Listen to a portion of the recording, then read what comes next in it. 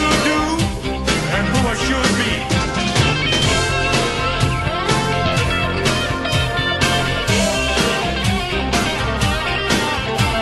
I got so tired of free advice, I finally had to say, stand back, stand back.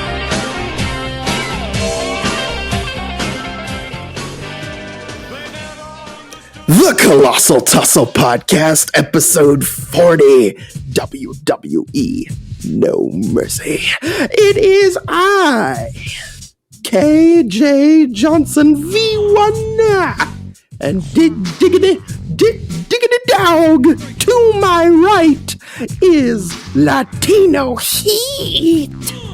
Just John.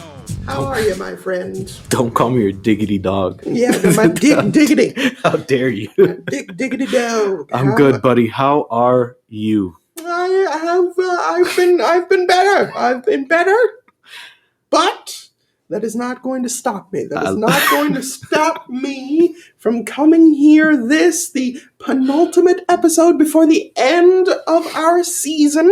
Yeah, season 2 is coming up. It's coming to an end. It is. It is coming to an end. Slowly but surely, we are winding down the McMenace angle. And we've had a mixed bag for certain. We've had a mixed bag in terms of good shows, of bad shows, of good moments, of bad moments. It's all over the place, really. And it's a melting pot of circa 2003. Yep, but luckily the fans have been loving it. They've loved hearing about the craziness of Vince. So even though we're having a absolutely terrible time reviewing some of these shows, we love it that you guys are enjoying it. Yes, we're getting the You're enjoying our pain. The solid feedbacks. Yeah. Yes, absolutely. So we're here. We're here on this another day, another dollar. Yep. Let's talk about some real world wrestling, shall we? Yes, before we get into our 2003 reviewership, until we get back to better times, to the good old days. There are some things to discuss, and what would you like to bring to the table? What would you like to bring to the forum? Get the keys. Tell me what's up. Yeah, no, I know people have heard it a bunch recently in the last couple weeks, but we haven't been here, so none of that matters. CM Punk being fired was one of the bigger news stories of the last couple weeks, right before the Wembley Stadium show. I think was it Wembley Stadium? Yes. Yeah, it was. Well, the incident took place, yes. At Wembley Stadium. Yeah. So CM Punk, Jack Perry, or Jungle Boy, or Jungle Man, whatever you want to refer to him as. Him and CM Punk got into a little altercation. Some fists were flying. Apparently Jungle Boy got choked out. According to reports. We haven't seen anything. And then there was I would love to see that video footage. There's nothing I want more. Well, Can grab a hold. Getting choked out by CM Punk is depressing. But then apparently he couldn't do it in the UFC. He can do it. Sucker punch Jungle Boy. There you go. But against a real trained guy, listen, man. Dana White, bring him back. He's got another shot. No, don't bring him back. He's improved. Do not bring him back. He's improved. But that happened, and then apparently CM Punk lunged at Tony Khan, and he said that he felt threatened for his life. And so he decided to terminate CM Punk's contract. With cause. With cause. Cause, yes. Yeah. Listen, I mean, absolute fucking nonsense. His life was endangered, KJ. Yeah, my life was in jail. Give me a break. He was not going to kill CM Punk you. is a loose cannon, you don't know. Honestly, Jesus Christ. The audacity to actually claim that your life was somehow in danger. This is a trained UFC fighter. Oh, yes. Come on. Yeah. Did you see his cauliflower hair? He didn't do so well.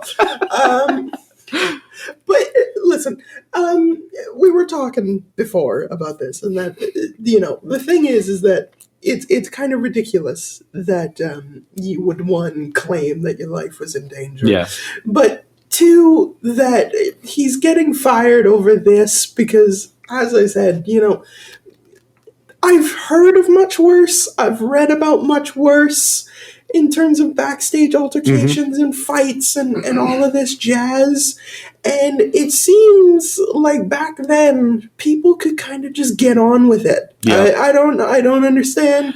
Like just imagine if a wrestler like lunged at Vince. If Vince was gonna be like, "Oh, I fear Vince would fucking kill him." Vince would probably kill him. Like, he would quit because he doesn't want to keep looking at Vince. Exactly. But it's like, that's the thing, I guess. And I guess, because what is your standpoint on it? Is it a good thing that they let him go? Is it a bad thing that they let him go? What's your definitive point? I think it's a bad thing. You should never fire a cash cow. Like, I feel like it. Like, I get he was trying to show that he has a backbone, that he has a spine, whatever. But I feel like firing him probably did like the opposite of the effect that he was looking for. Yeah. Because now it's like, well, now you're even softer because you let a grown man lunge at you and you just kind of fired him, type of thing. So I feel like if anything, it did the opposite of what he was looking for. So I think it was a bad idea. I feel like there was a lot of EVP pressure into that decision. Yeah. And I think that's what it kind of boils down to, is that there's just a lot of, it doesn't seem like there's a lot of business in mind as much as there is just friendships in mind. Yeah. Because the whole reason CM Punk probably got as much power and sway as he did, one, because he's such a big moneymaker, but two, and probably equally as important, is because Tony Khan is a big mark for CM Punk. Yep. And that's been made very, very apparent over the last few years, and I'm not just saying that. Yep. Reports have backed that up. And it's the kid that grew up watching ECW. Come on, man. Right? So I feel like, I don't know, it just seems like back then, and not to be like that guy, but, back in my day, either there was like maybe some contingencies in play, or there were better locker room leaders, or there were better disciplinary measures. Like, I don't know what it is, but, when you've got like Bret Hart and Shawn Michaels always at each other's throats, going through a brick wall, neither of them were fired for it, didn't have to create a new show for it. We've had like backstage scuffles with Macho Man and Hogan. Like 90% of Dark Side of the Ring is just backstage brawls and shit like that. Exactly. Yep. And those are like the parts of each show that's like, yeah, they fought backstage, but whatever. Like, it just happened. The Rougeaus and the British Bulldogs, like Dynamite Kid, all these things that just seemed like they were much bigger incidences. Well, I think. Well, my theory is like, fuck, like there's no way that I can say this without sounding like a douchebag or whatever, but here it goes. I Bring feel the like guns back into the locker room. Basically, do as the Undertaker says. Basically, I feel like now a lot of like the kids that are coming up, they're kind of like conditioned as to be like, yeah, everyone's at like the same level and no one can treat you a certain way, and like if you feel a certain way, like there's no real structure. Like now there's guys that are coming in day one and thinking that they can get the same treatment as like a CM Punk, as a like back then, like for you to like walk up to a guy like CM Punk and even say anything about wrestling or who's doing something safe or unsafe, like you had to shed blood in that ring to even have like imagine a new guy, like an up and coming star, a John Cena when he's coming up, like going up to fucking Undertaker and being like, yeah, I heard what you said about my match. I didn't appreciate, like they would put him underneath the stadium. Like they like, come on. Yeah. So for a guy like Jack Perry, who's now getting a little bit of success, like, yeah, he's tag champ or whatever, but now he's really getting a little bit of success. He fought for the title last year. He's now establishing himself as a main event guy. Yeah. He's not there yet, but he's now establishing himself as like, yeah, I'm not going anywhere for a while. Yeah. You still haven't done enough to even to come close to like, you know what? I feel like I can walk up to this guy and tell him like, oh, get the fuck out of here.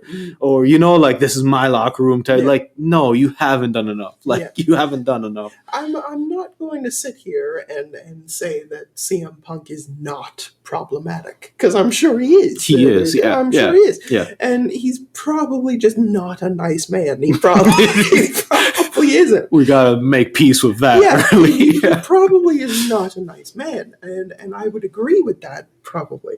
But even still, I think, you know, you should have your business pants on in dealing with all of these things and these people. Because I do think, if anything, I think CM Punk was genuinely a business guy. And I think, above all else, problematic as he may be and as thin-skinned as he might be as well, I think his bottom line was, how do we make the most money? Because even with the problem with the Elite, he was still showing up to Dynamite. Yeah, he was getting on the mic and saying things about them, but he was showing up to Dynamite. So that's showing that he, as long as we're making money, he doesn't care if he has to work with them type of thing. It was because of the Elite that they were like, all right, let's create a whole separate locker room and a whole other... And that's weird to me, that as people that are supposed to be EVPs... And let it out, buddy. Come on. Let's go for it. It's just dawned on me now. You are EVPs, and you aren't actually in control of half of the locker room. No, because if we are to be believed that Collision was an exclusive, like, CM Punk show, like the CM Punk and all of his buddies, all of the people that agree with CM Punk, they're all on that show. So, like, your EVPs, you are executive vice presidents of 50% of your promotion because you can't deal with the one dude over there? Basically. Because, like, that's just hitting me now. That's fucking weird. Like, this is my company. Yeah. Like, you're all here, and you are supposed to be EVPs that are overseeing the whole group, along with Tony Khan. And Tony Khan's the last stop of everything, allegedly. But still, you're supposed to be executive vice presidents of AEW, and you are not able to work with 50% of your promotion because of one guy. That's nonsense. And then as soon as the one guy is gone, now you can come on the show and do your victory laps and your dancing. Jesus Christ. And celebrate from the rooftops. You have a guy that, with him on your roster, you sell out every time you go to Chicago. Yeah. Like, you know for a fact, like, hey, we don't even got to think about it. Just throw CM Punk on that card, sell out. And you have a spot. You have a home. You have a guy that's selling. As well as Jacksonville or whatever. You have 2 homes. And you have a guy that's constantly making you money. Constantly making you money with merch, with all this stuff.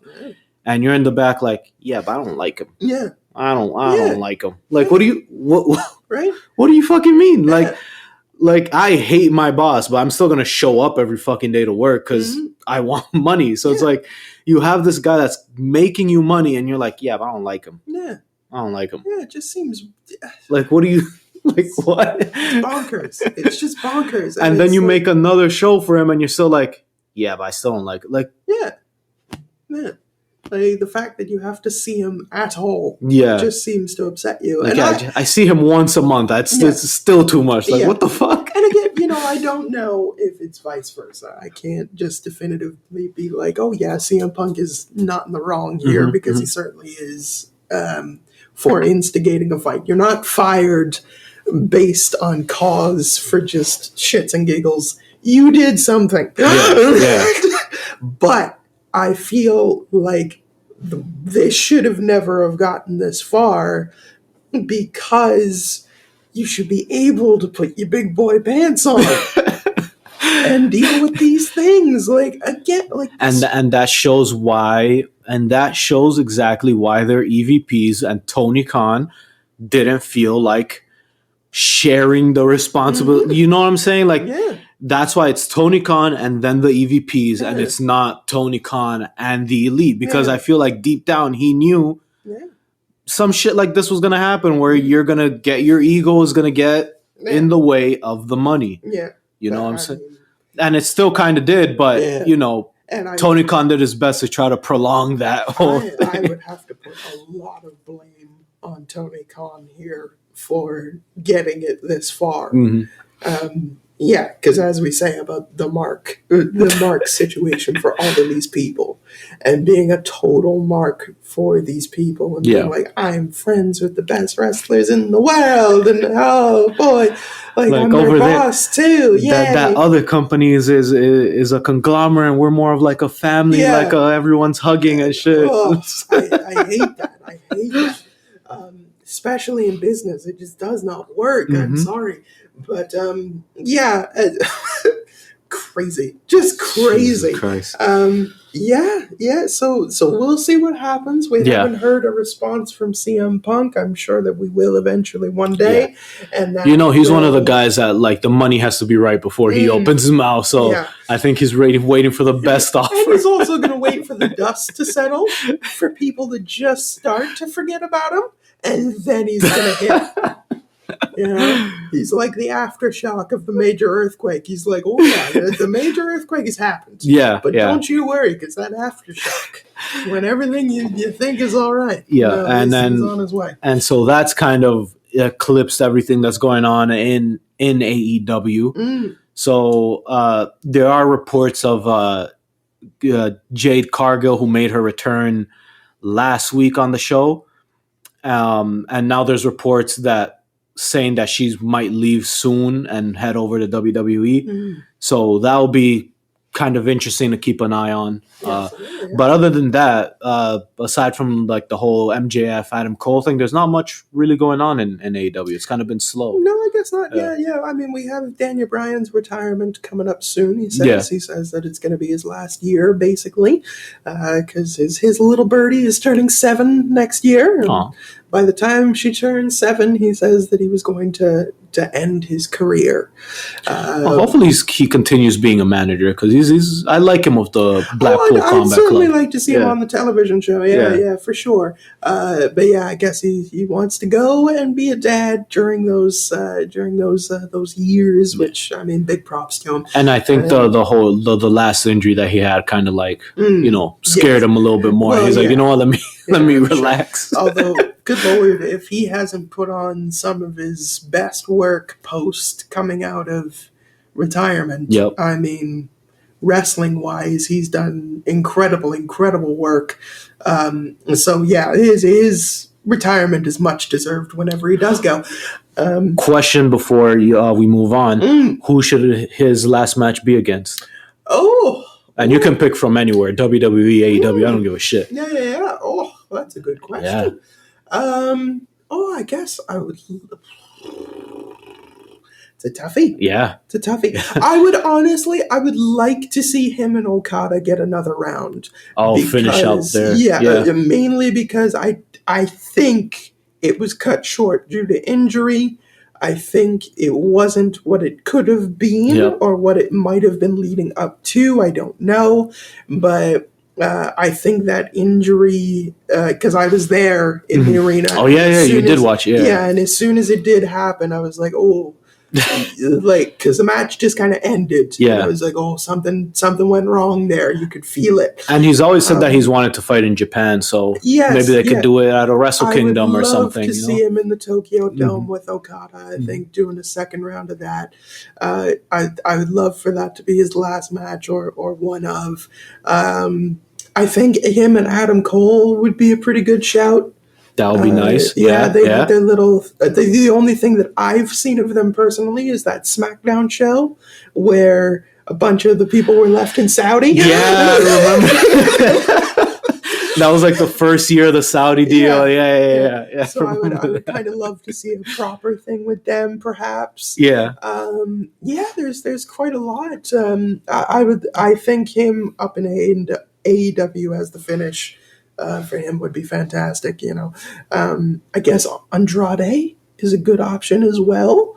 I don't know. There's a lot of people that he could, especially in AEW. Yeah, because a lot of those AEW guys are also like old ROH guys. So like, there's a lot of history there that you can kind of do with Daniel Bryan. I think his last match with WWE, him versus Roman for the title. I feel like that was a perfect way to send him off. Him fighting for the title. So I think he's good on that front, but I think he needs a big bang in AEW to like kind of send him off type of thing. Well, I'm sure he's going to get himself a lot of dream matches in. He's already going against Zack Did he put a Sabre date? Jr. Did he put a date for his retirement, or no. did he just say at the end of the year? Okay. His time is winding down. Okay. So yes, but in regards to WWE, yes. Your favorite storyline right now? Your favorite storyline going? Oh yeah. The gift that just keeps on non-stop, buddy. And even when you don't want it to give gifts, it'll still come with the gifts. Now, no matter what show you watch, it's still giving. Yeah. Like I didn't expect to see Uncle this Thanksgiving, but sure enough, here he is. Yes. We told him not to come. We told him to finish up last year, but no, he's coming around with another 6-pack. Oh boy! Ready to the bloodline.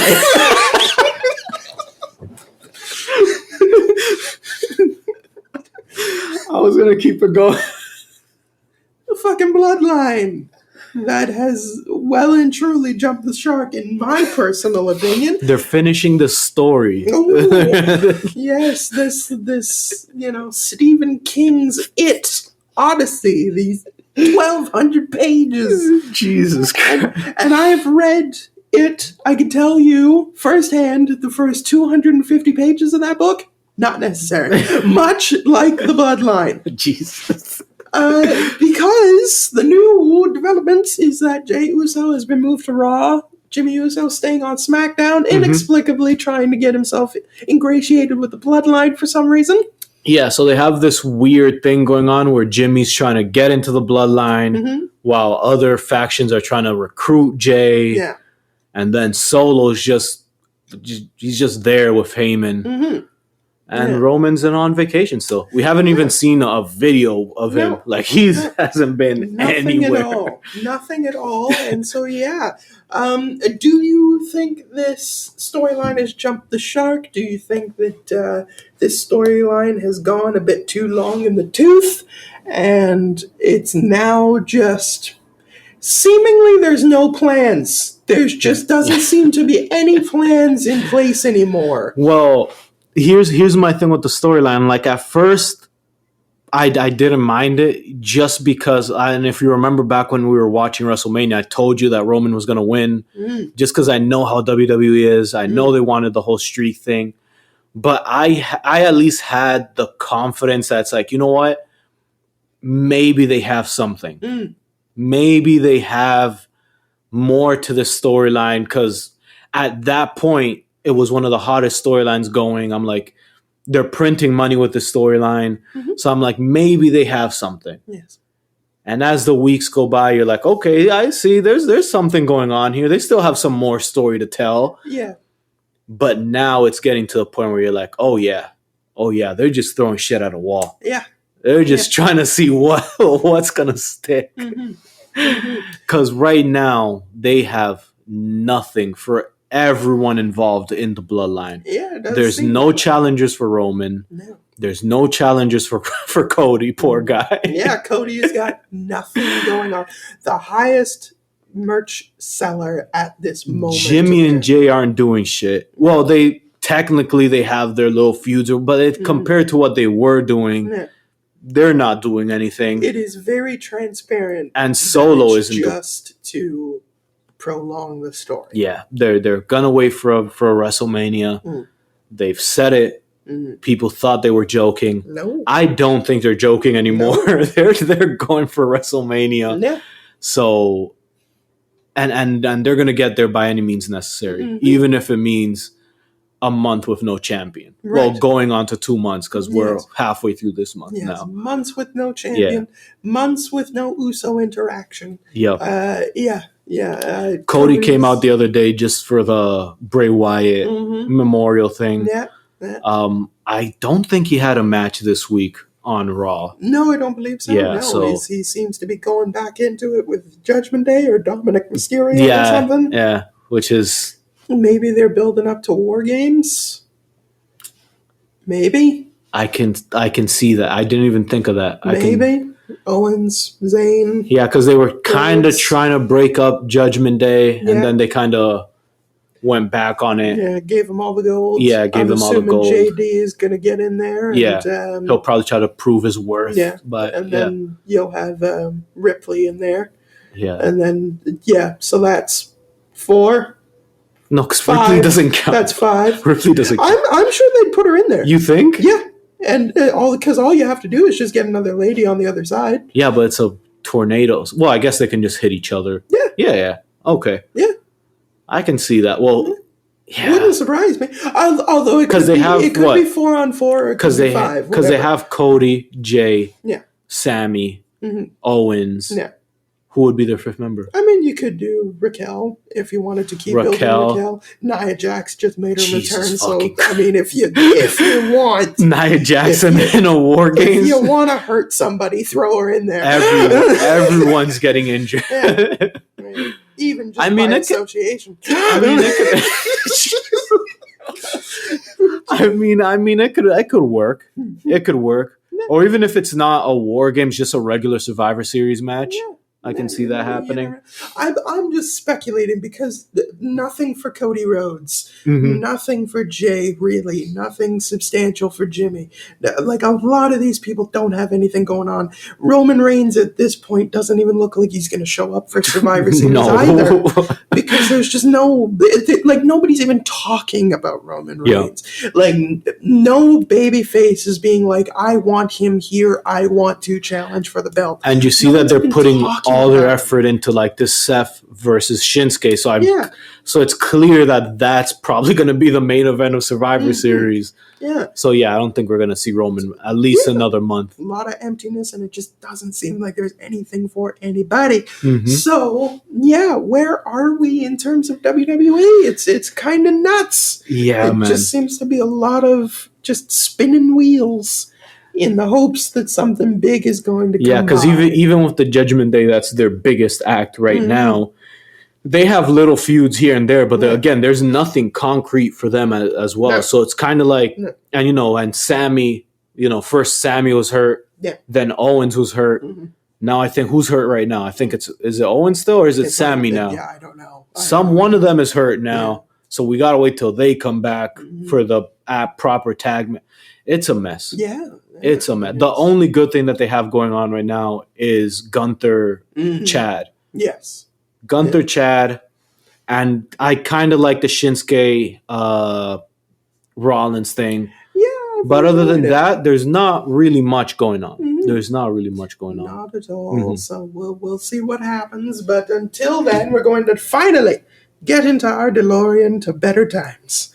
To better pastures new. 2003. 2003. Oh, we have nothing to worry about. Of course not. The war in Iraq is going on. All right. 2 Little years. Stuff. Yeah, 2 years after 9/11. What's your problem? Jeez. What's your problem? Let's go. Let's get on our DeLorean. It's a fantastic time. God. Don't have to worry. Just play the goddamn The intro, wreckage man. is cleaned. Little girl and crush her in my hand and throw it on the mat and leave it a bloody pulp. I love you, Daddy.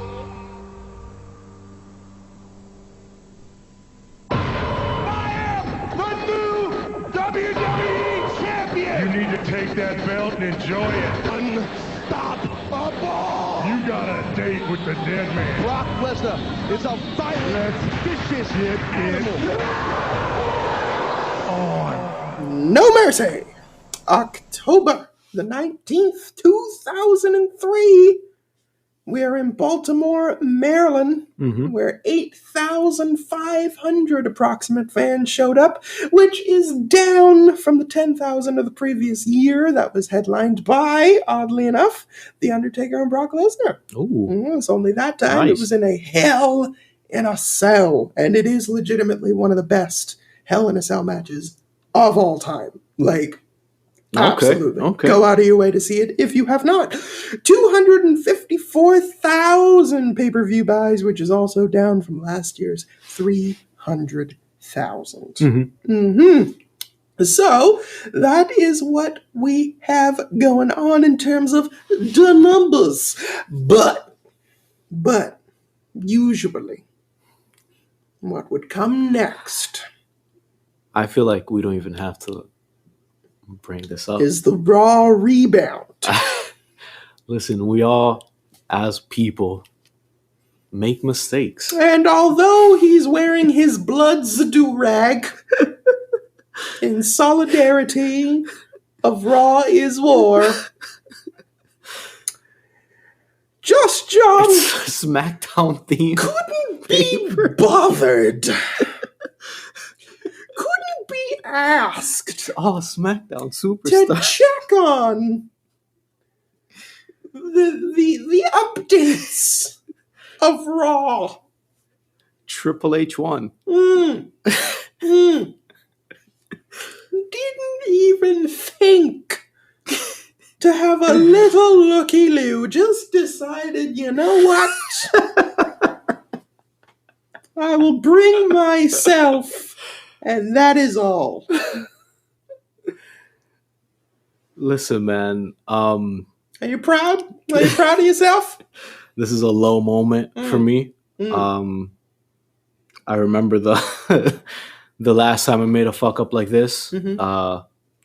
And I apologize to all the Raw Rebound fans out there. Yeah. You know, the Yeah, ones. this is just you this time. This is on you.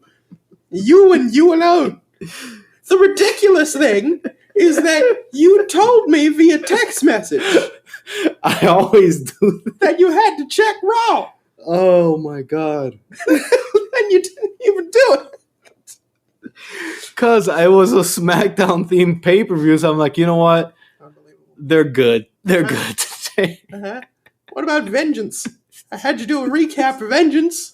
That was SmackDown only. It's your excuse. Unbelievable. Well, I will tell you. Kurt Angle, defended What, you his- reviewed Raw? No. Oh. I was gonna be like, what the fuck? No. That was you told me that you had it covered. And I trusted you. It's time for the SmackDown. No? No. Oh, the SmackDown Rewind is what it was called. Brought to you by Lugs. It wasn't Lux. What was the one that the Canadian guy used to do? Castor What was Oil. his name? What was the Canadian guy that he used? Scott Stanford? Scott Stanford. I have no idea what he used. Hey, Scott Stanford, come on the show, man. We love you here. It was represented by Castor Oil, I believe.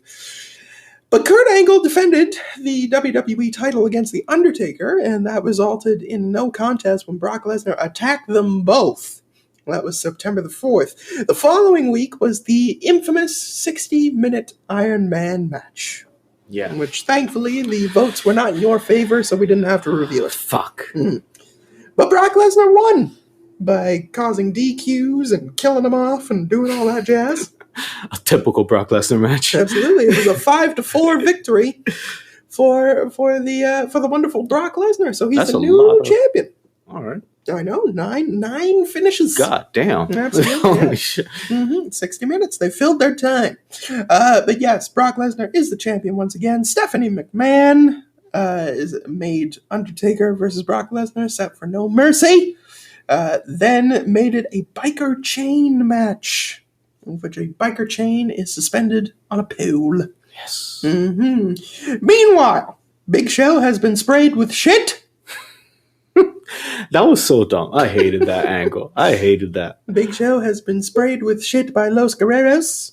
Every time they use like fecal matters, I always hate those segments because they never like really commit to them. They always like baby step around. And it's like, just you don't have to do this angle. No, you don't.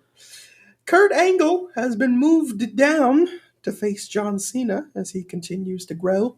They have done rap battles to and fro. Yeah, that was when Kurt came out dressed as Cena. That's right. And kicked the rhyme, and then the midget came out. Well, sorry, the dwarf. Yes. Or the little person. There we go. Yes, the little man came out and put the ankle lock on him. Made him tap. And then, of course, the I Quit match. Yes. Jobs are on the line. Yes, jobs are on the line as Stephanie McMahon and Vince McMahon, father versus daughter. First time ever. No holds bears. I Quit match. We'll get into that one. We'll get into it. Which is already a no DQ situation. It's just I quit. Yeah. But Vince can lose via pinfall or submission, but Vince has to win by submission. Yeah. Yes. Some interesting developments on the Raw and SmackDown ratings front. Not going to get fully into the Raw rebound because somebody didn't do their work. But I will say this. The September 4th week, so this would be the week before the Iron Man match with Taker and Kurt Angle. That pulled in a 3.5 to Raw's 3.65. Very, very close. Okay. And then the next week, the Iron Man match. Brock Lesnar and Kurt Angle. Raw pulls in a 3.5 to... Raw pulls in 3.7 to SmackDown's 3.5. SmackDown is catching up. And then, as we move forth, the week before the go-home show, October 9th week, SmackDown scores a 3.6 to Raw's 3.55 by the skin of their teeth. SmackDown has pulled forth a ratings victory. A win's a win. We've this whole season I've been waiting to hear that they won. There you go. And of course it comes on the day that I don't review the Raw rebound. Yes. Fucking course. So Raw Wait, what was like? Was there anything like culturally happening around that time that happened, or was it like a straight up win? Could have been a pure victory. I didn't get any real information on it other than but we are talking October season, which, as far as I understand, sports happens in October of various degrees. So it could have been impacted by the sports. That's interesting. I'm gonna have to look into that because that's. And I will tell you this: SmackDown has tasted victory once, and they like it. Shut the fuck up. More on that when we approach Survivor Series. I will leave it at that. We open it up first with the video package where Vince McMahon has become more biblical. Yes. More evil. Very much so. Yes. Very much so. Yes, indeed. He's more evil. He's more biblical. And he's willing to strike down the face of defiance. I love that quote. Yeah, it used to be something I would quote in school all the time. They must have loved you. Yeah, because I used to slap people a lot. I strike down the face of defiance and slap the shit out of them. It was great.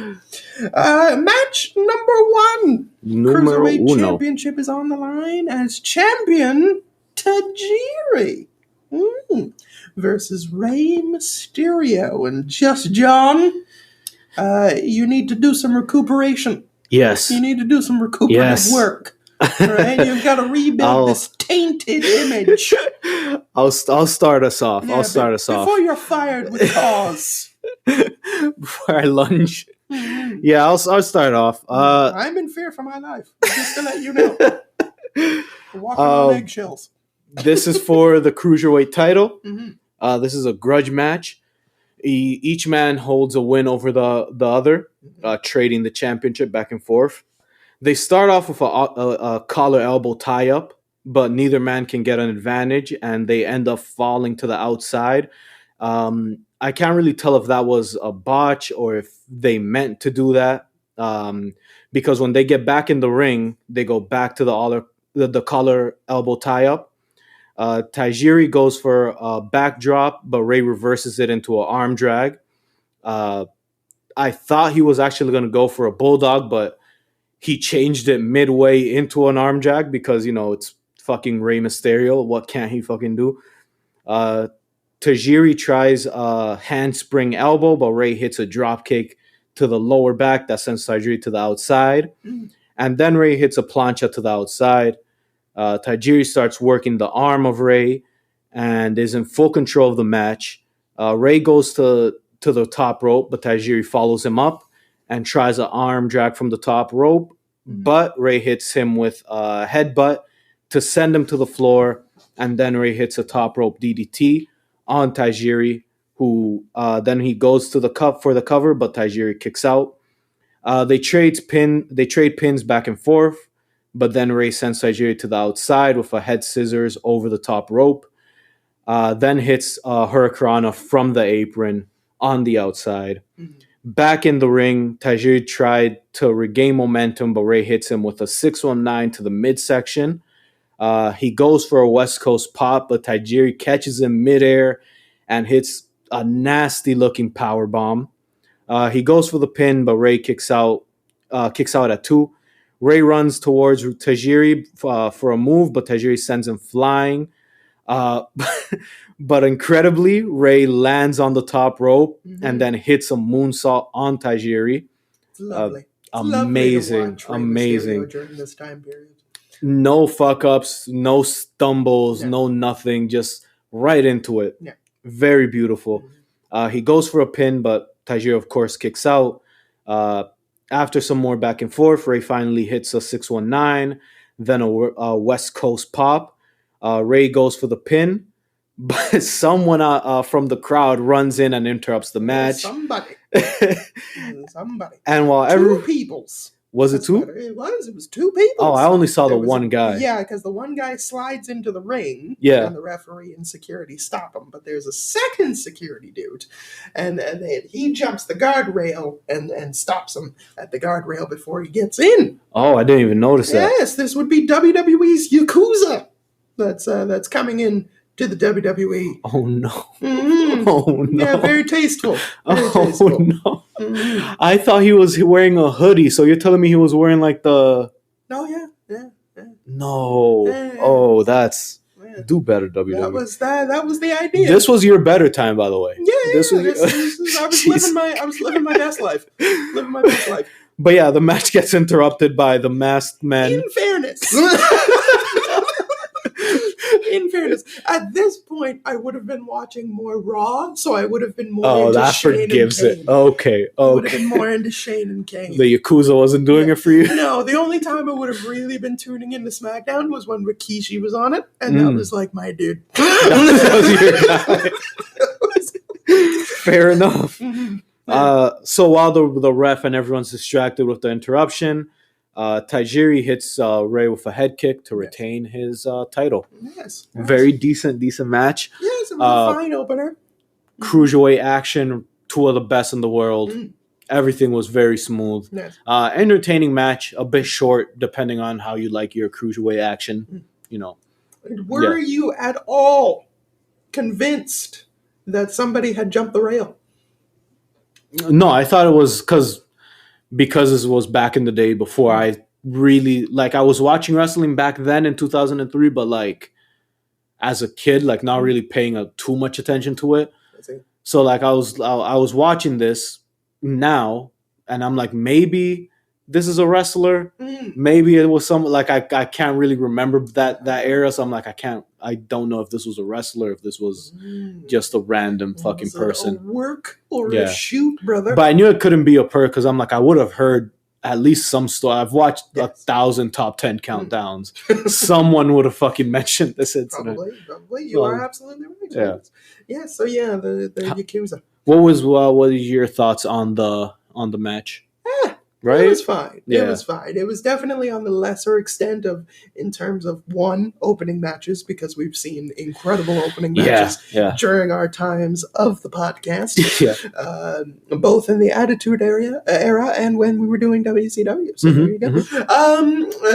And it was also on the lesser side of a cruiserweight match. So because we've seen a lot of banging cruiserweight matches. Yeah. But needless to say, it wasn't by no means a bad match. It was certainly just there. It was there. Mhm. Yeah. Yes, it would not crack the top 10 if we were to list cruiserweight matches that we have seen. No, not at all. Maybe it would come in at 10, depending what the top 10 looks like. Maybe. Backstage, Vince McMahon is interviewed by Josh Matthews. And Vince McMahon says, "This hurts me. It hurts me that I have to do this to my own daughter. But I'm going to do it. I'm going to fuck her up." And if anybody tries to get involved in this match, they'll be fired on the spot. And they won't just not be able to work in WWE. They won't be able to work anywhere. They will be unemployed for life, brother. That's what's going to happen, according to Vincent K. McMenace. Listen, you guys wanted McMenace. Here you go. Oh, you're getting McMenace. It's going to turn up now. Yes. And let's go to one of the members of the McMenace stable, A-Train. Let's do it. They love pierced nipples in Denmark. Did you know this? I did not know that. Yeah, apparently Taz knows this. Of course. Love pierced nipples in Denmark. It's fantastic. Oh my god. Yes. Taz is a gem. Taz is a gem. Yeah, the thing is like, okay, so let's talk about A-Train. What are your feelings on A-Train? We've seen quite a bit of him this season of the podcast. We've seen him since WrestleMania. He's been in a pretty prominent position, mid-card wise, upper mid-card wise. What do you feel about the A-Train? Are we talking about just A-Train in this era? Yes. Okay. Yes. I'm Right. not talking about Lord Tensai. Don't need to hear about Tensai. Okay, I was about to say. Fuck Tensai. Lord Tensai was good. I could talk about Lord Tensai all day. I'm sure you could. Along with Beefcake and Gilbert. My top 10 is disgusting. Absolutely. But no, man, A-Train for some reason in this era just feels like another big man that's just lost in the shuffle, because this was like the prime days for big beefy boys, where like steroids were out, so they just were like fuck it, and they just got big motherfuckers, like just big dudes. So I feel like he was just, because like you had Taker, you had Brock, like Kurt, even though Kurt was on the smaller side, he was still considered like a big dude, because he was jacked. you had C, like there was just way too many big men in that era, and he just felt like he just slipped through the cracks a little bit.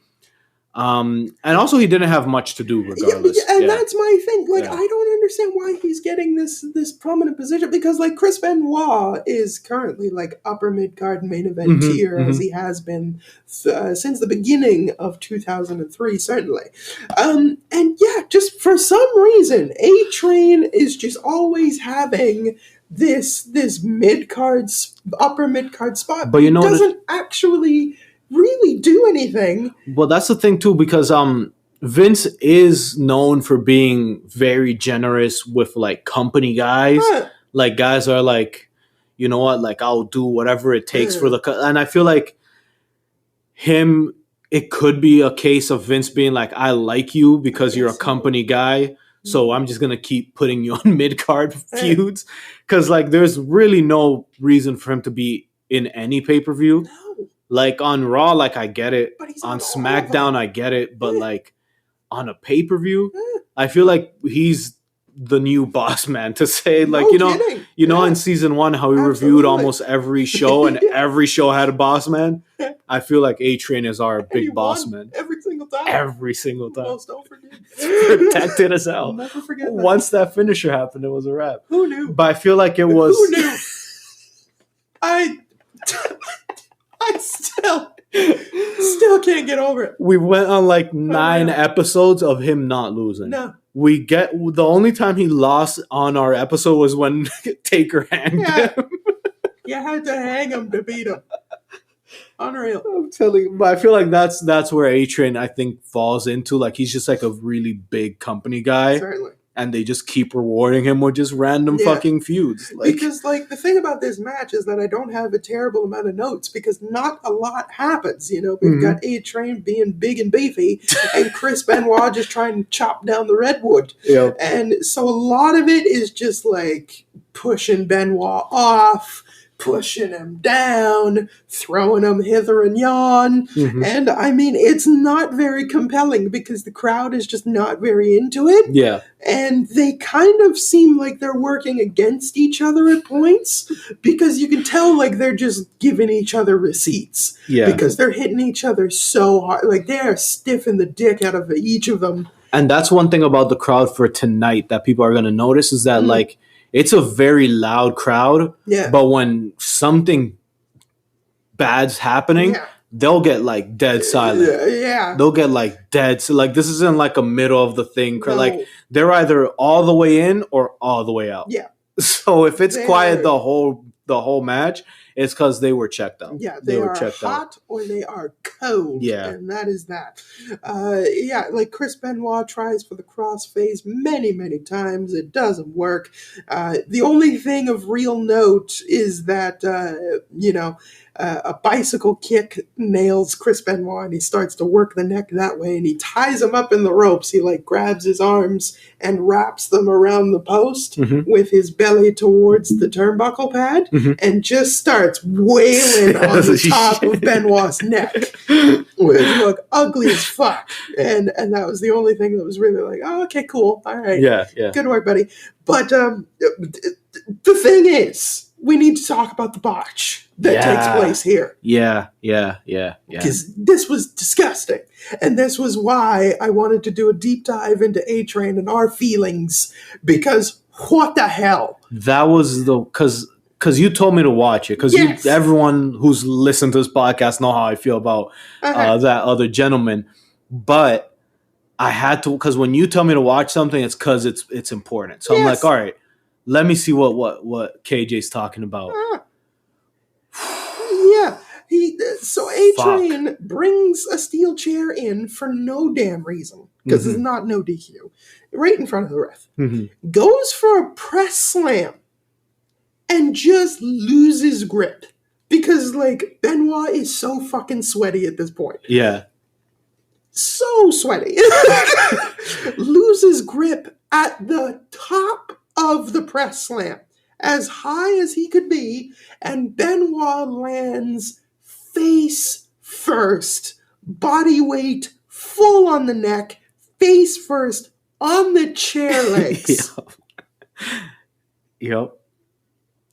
What was this? Because I was watching it, and you can see, because he brings him up for the press slam, and you can see him kind of like positioning himself to do the drop on the chair, but he ends up like stepping on the chair, and I'm not sure if that was like it's weird, because I'm not sure if he misjudged the thing, or if like him stepping on the chair was like startled him or something, or took his balance.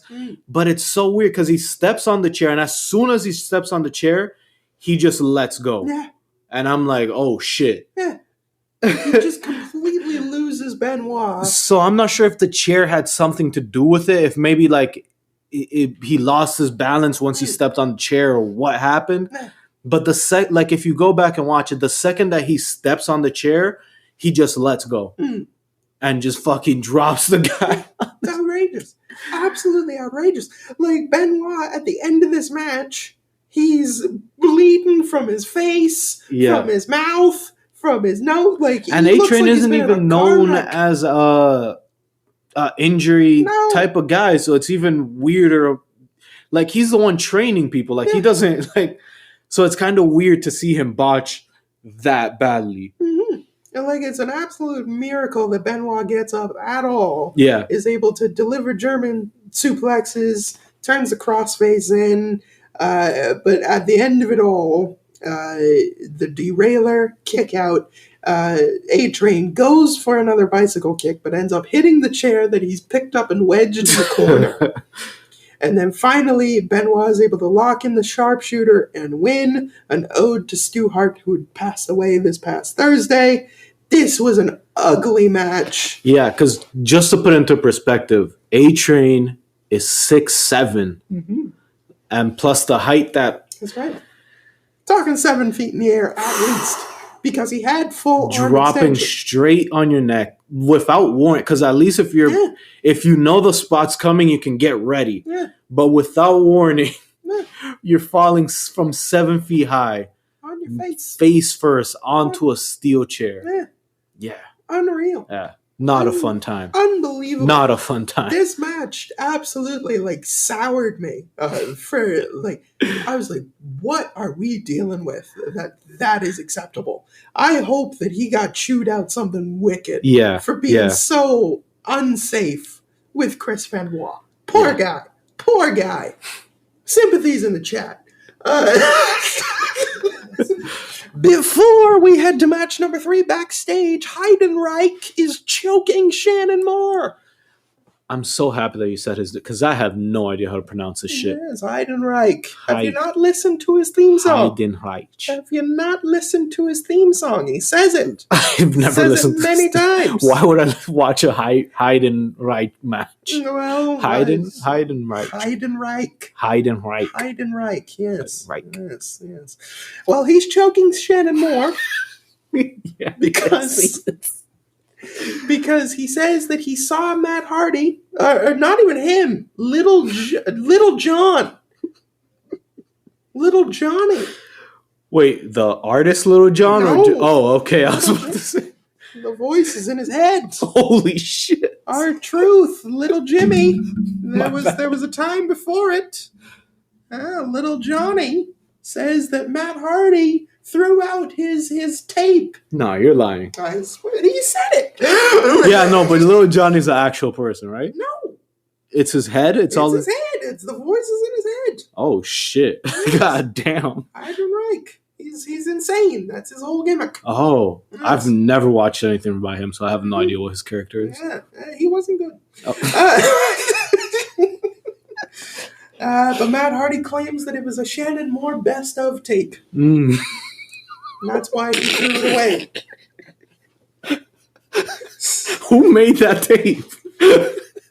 It was a Shannon Moore. It's a Shannon Moore best of tape. And Oh my he still God. has Heidenreich's tape, and he will get it to whoever the new GM might be. Yeah. Yes, match number 3 is Matt Hardy takes on Zach Gowen, the match that was supposed to happen at SummerSlam. Yeah. Yes. Some Matt facts. Matt Hardy cannot be grossed out. And Matt Hardy has survived 5 car wrecks. God damn. Mm-hmm. Matt Hardy version 1 I is feel like at that point, he's the problem. version 1, baby. Version 1. He's incredible. Yes, Zach Gowen is getting redemption from being murderized by Brock Lesnar and getting taunted by Matt Hardy. He's already picked up a victory over Matt Hardy, apparently, on SmackDown. And so here we are. Another match. Matt bullies him into the corner at the beginning, but Gowen fights out with some spinning heel kicks, a second rope bulldog as well. Shannon is able to trip up the leg of Gowen, and Matt is able to take charge. Snake eyes by Matt Hardy, and a clothesline from heel. Then we have a suplex bow and arrow stretch by one Mattatron.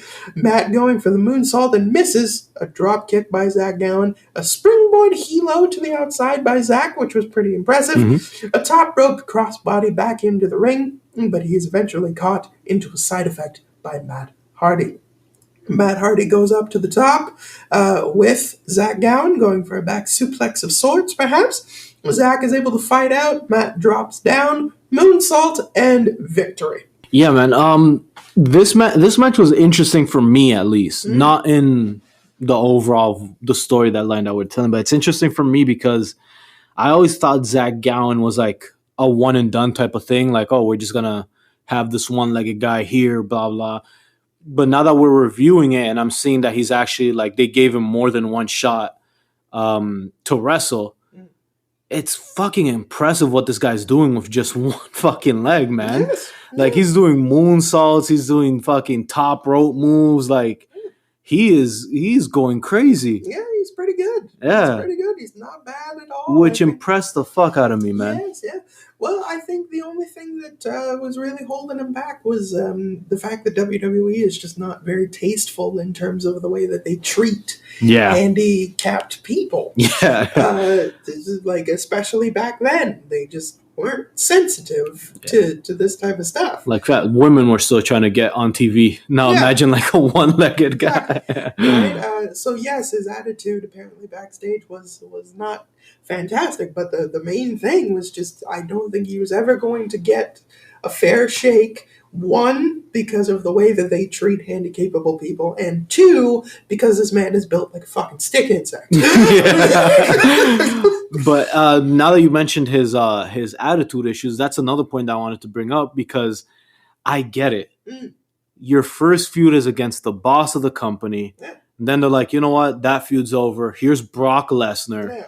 And then it's like, all right, now we're going to let you pin Matt Hardy. Mhm.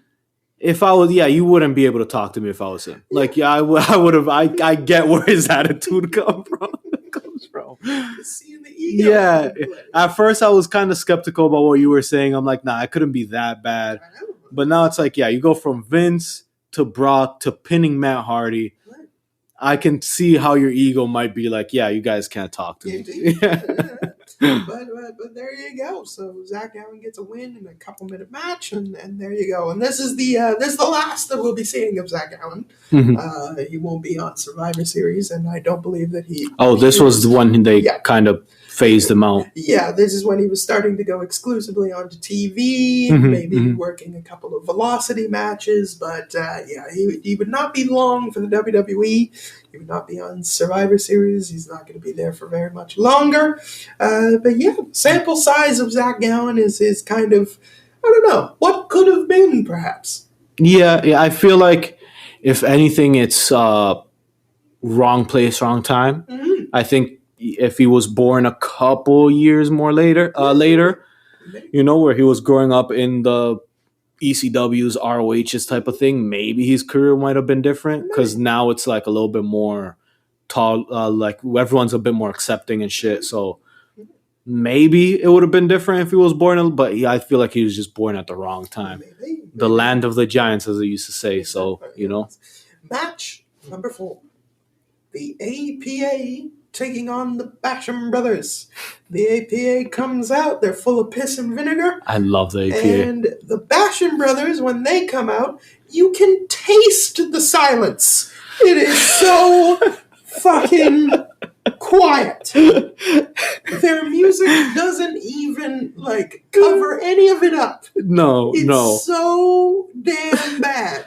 The music, you could hear people coughing in the crowd. Oh my god. Yeah. It was eerie. I thought maybe they had overdubbed their theme and just cut out the music. No, that's their theme. And, oh my lord. A pin. You could hear it drop. And I'm gonna get into their character more after the match, because there's a little bit more, but yeah, I understand where their silence is coming Oh from. my lord, I couldn't believe it. It was the most quiet I have ever heard a mainstream crowd ever. Again, I couldn't believe it at first until I saw again, we'll get into it. Well, Bradshaw, he could not wait to fuck up these boys. I love Bradshaw. Because Bradshaw comes and he is just hammering Doug to begin. Oh my God. Punching him, stiffing him, just every move Bradshaw does,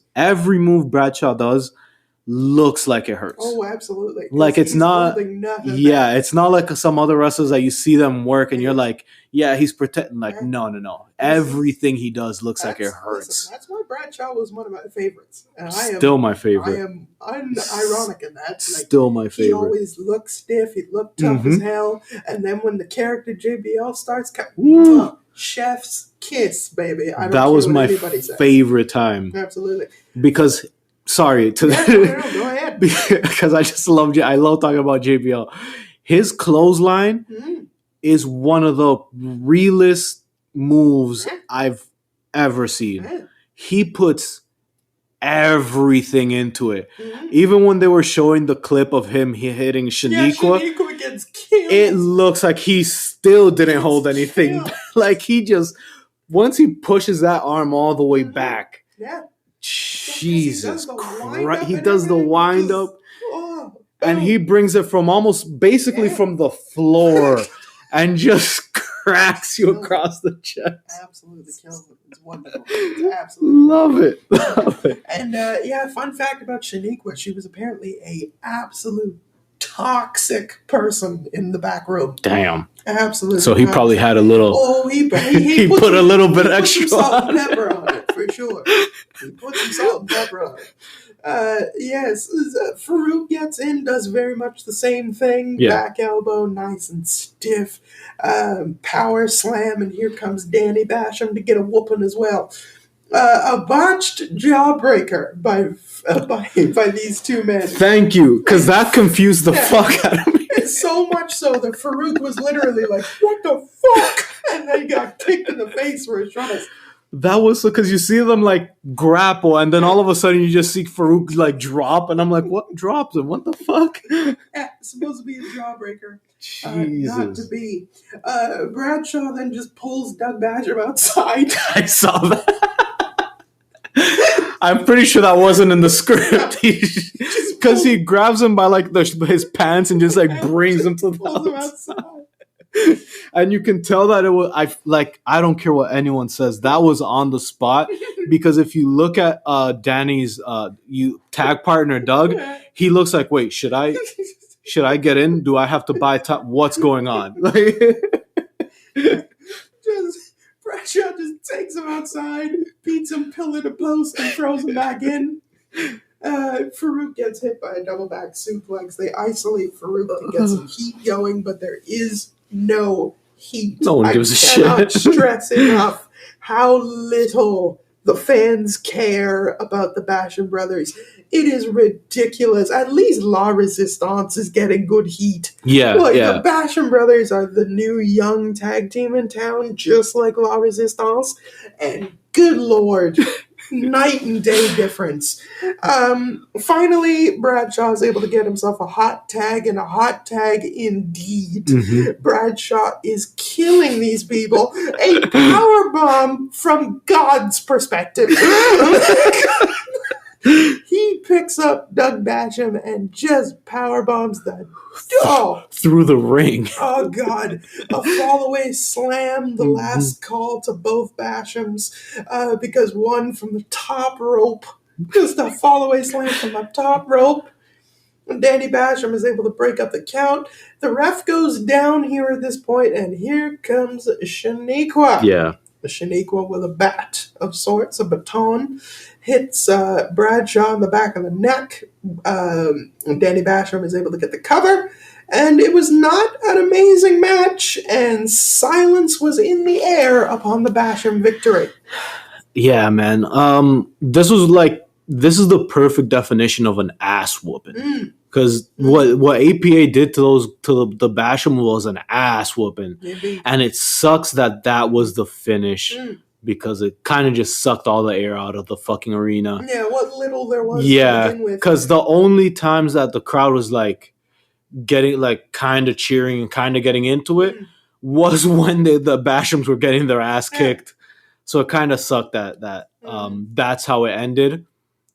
And they prolonged this feud for some fucking reason, but I feel like APA should have gone over clean on this one. Probably, but should have just killed these boys. Exactly. Moved on, but nevertheless, backstage we get a sexy interview with the trio, and this is when I understood why the crowd was silent. These guys are fucking weird as shit. Like, this was such an uncomfortable fucking thing to watch, because she's talking, they're just like looking at her, like at her breasts, and they're like, yeah. And I'm just like, okay, I see why the crowd hates you, boy. Like, you guys are some sick fucks. Dominatrix, Shaniqua, because she says, "Look at what happened to me from that clothesline from hell." I was so confused. My breasts have swollen, and this is permanent. She got breast implants. That's why she was taken off TV. And this is the reason that they just wanted to. Oh my god. Yeah.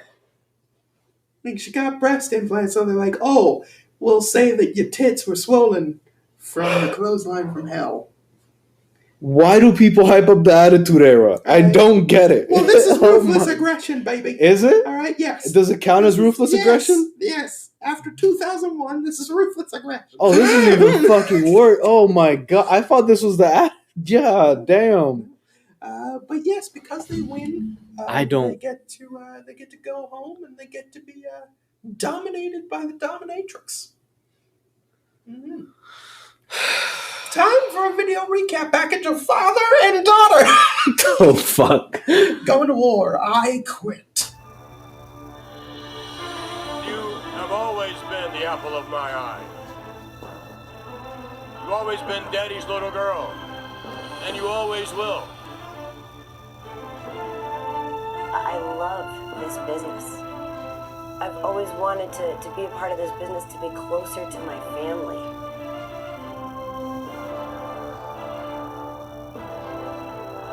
Allow me to introduce you to the new General Manager of SmackDown, Stephanie McMahon. I don't want to be the same as my father in terms of the negative aspects. I'm strong like he is, but I don't want to be known the same way he is. I don't want to be feared. I want to be respected.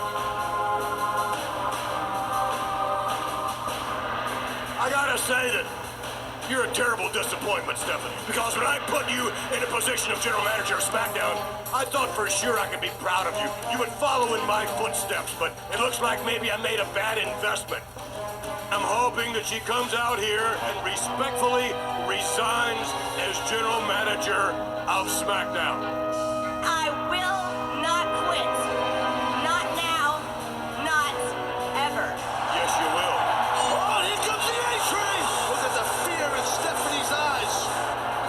A-Train was ordered by Mr. McMahon to assault the boss's own daughter. I'm not gonna quit, Dad. Until you fire me, I'm gonna stand up to you. You're not gonna quit. Damn it! Brock Lesnar's gonna break you in half, and you deserve it! This animal has been unleashed by Mr. McMahon. You'll quit in the first ever father-daughter I quit match. When you yell I quit at No Mercy, you're gonna be quitting your job as General Manager of SmackDown. I don't think you realize that you're making me, a loving father, have to go into the ring and pummel and beat down his very own daughter. At No Mercy, I will strike down the face of defiance. Mr. McMahon has his own daughter by her hair. I know. This is bad. I really never thought in my wildest dreams that my father would ever put his hands on me. And when he pulled me by my hair,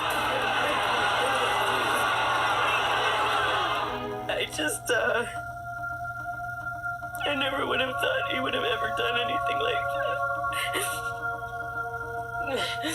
I'm sorry. If my daughter beats me in this match at No Mercy, I will quit. I will resign as chairman of the board. No, I really never did think it was going to come to this. I love him, and I hate him. But, if he thinks we will ever have any kind of a relationship again, then he's dead wrong. May God have mercy on your soul. Because I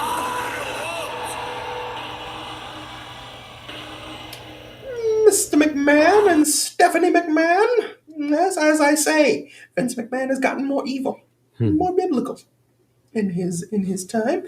That was an unsettling video package. It was. Even the opening package. Yeah. Where it's like, I love you, Daddy. And then it's just him being like, I'm gonna fucking kill you. Like, whoa. Stephanie being like, I never thought he'd hit me.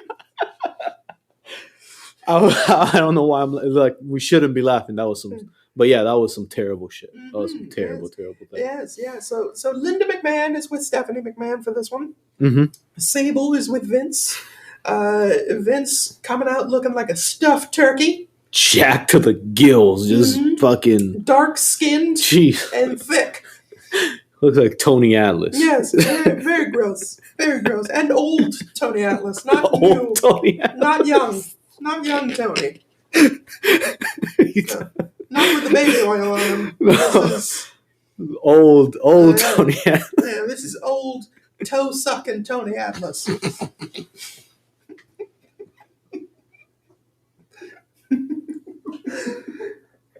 I just want to go home. I just want to go home. Toe sucking Tony Atlas is fucking crazy. Toe sucking Tony. Toe sucking Tony. Vinny Mac. One and the same. A cheap shot by Vince McMahon on Stephanie McMahon. Stephanie jumps on the back. God. Yeah. Yes. They fight into the corner, some kicks, but Vince is shoulder tackling, using the power, grabbing Stephanie by the hair and throwing them all around. Shoulder barges into the corner, Vince McMahon. And the crowd's like very uncomfortable. Oh, yes. They're dead silent the whole time. Very uncomfortable for any Vince McMahon offense. The only time they cheer is to call him an asshole. Yeah. That's the only time. Because Stephanie McMahon is screaming like she is getting killed. Like, that's what makes it so uncomfortable. If she was just like regularly selling, maybe it wouldn't be so gross. I mean, it is gross. Even when they get to the part with, I don't want to skip ahead, but when they get to the Boston Crab part, and she's like screaming, like murder, and like to the point where like the camera had to stop focusing on her face because they're like, all right, this is kind of like, it's so ugly. Yeah, it's so ugly. Yeah. Like, Sable slaps Stephanie. Linda chases her, but Vince stops it, and he's just like, McMahon. And then you get get out of my face. Yeah. And then finally, as you say, the half crab just screaming. It's so horrible. Then he puts her in a bow and arrow. She's just screaming some more. Yeah. And it's like, the commentary is like, this is awful. Yeah. This should not be happening. Yes, Linda finally attacks Sable after she brings a lead pipe into the ring. Vince McMahon grabs her, but ends up getting a slap and then a low blow by Stephanie, and then gets a pipe to the cock, and a roll-up only gets a 2. That genuinely surprised me. Yes, and then the crowd is absolutely lit up from this.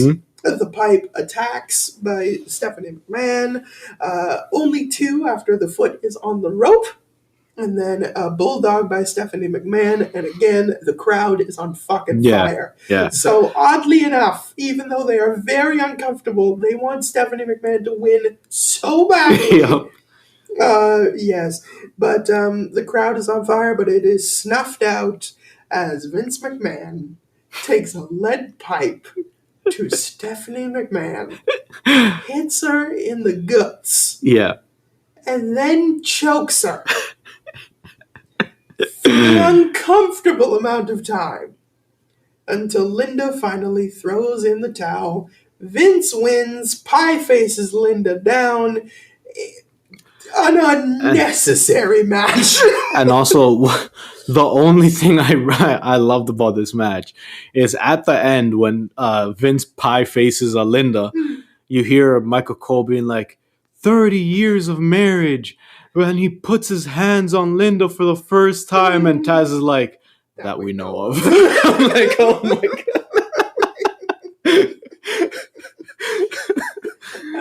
Because even I, when I heard that, I'm like, that's not true. Yeah.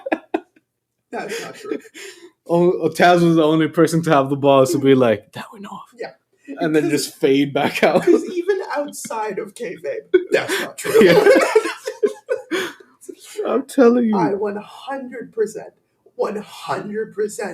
he has slapped Linda at least once in real life. Taz is the greatest commentator of all Absolutely. time. That we know of. But I digress.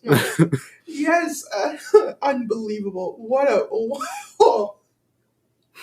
This was ugly. Yeah. This was uncomfortable. This was so unnecessary. This was so unnecessary. And Vince always does this. He always does. Like, he goes way over the line. Yep. And then he's like, oh, but don't worry, pal. There'll be some comeuppance. And it's never a suitable amount of comeuppance.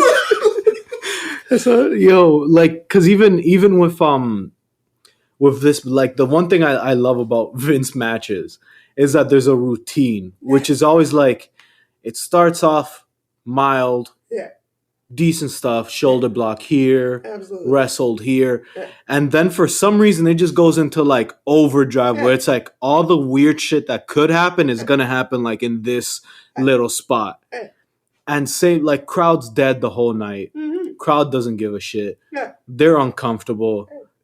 Commentary's uncomfortable. Then out of nowhere, lead pipe comes. As soon as I saw the lead pipe, I'm like, here we go.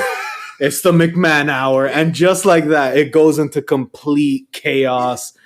And fucking Stephanie getting like 3 pinfalls.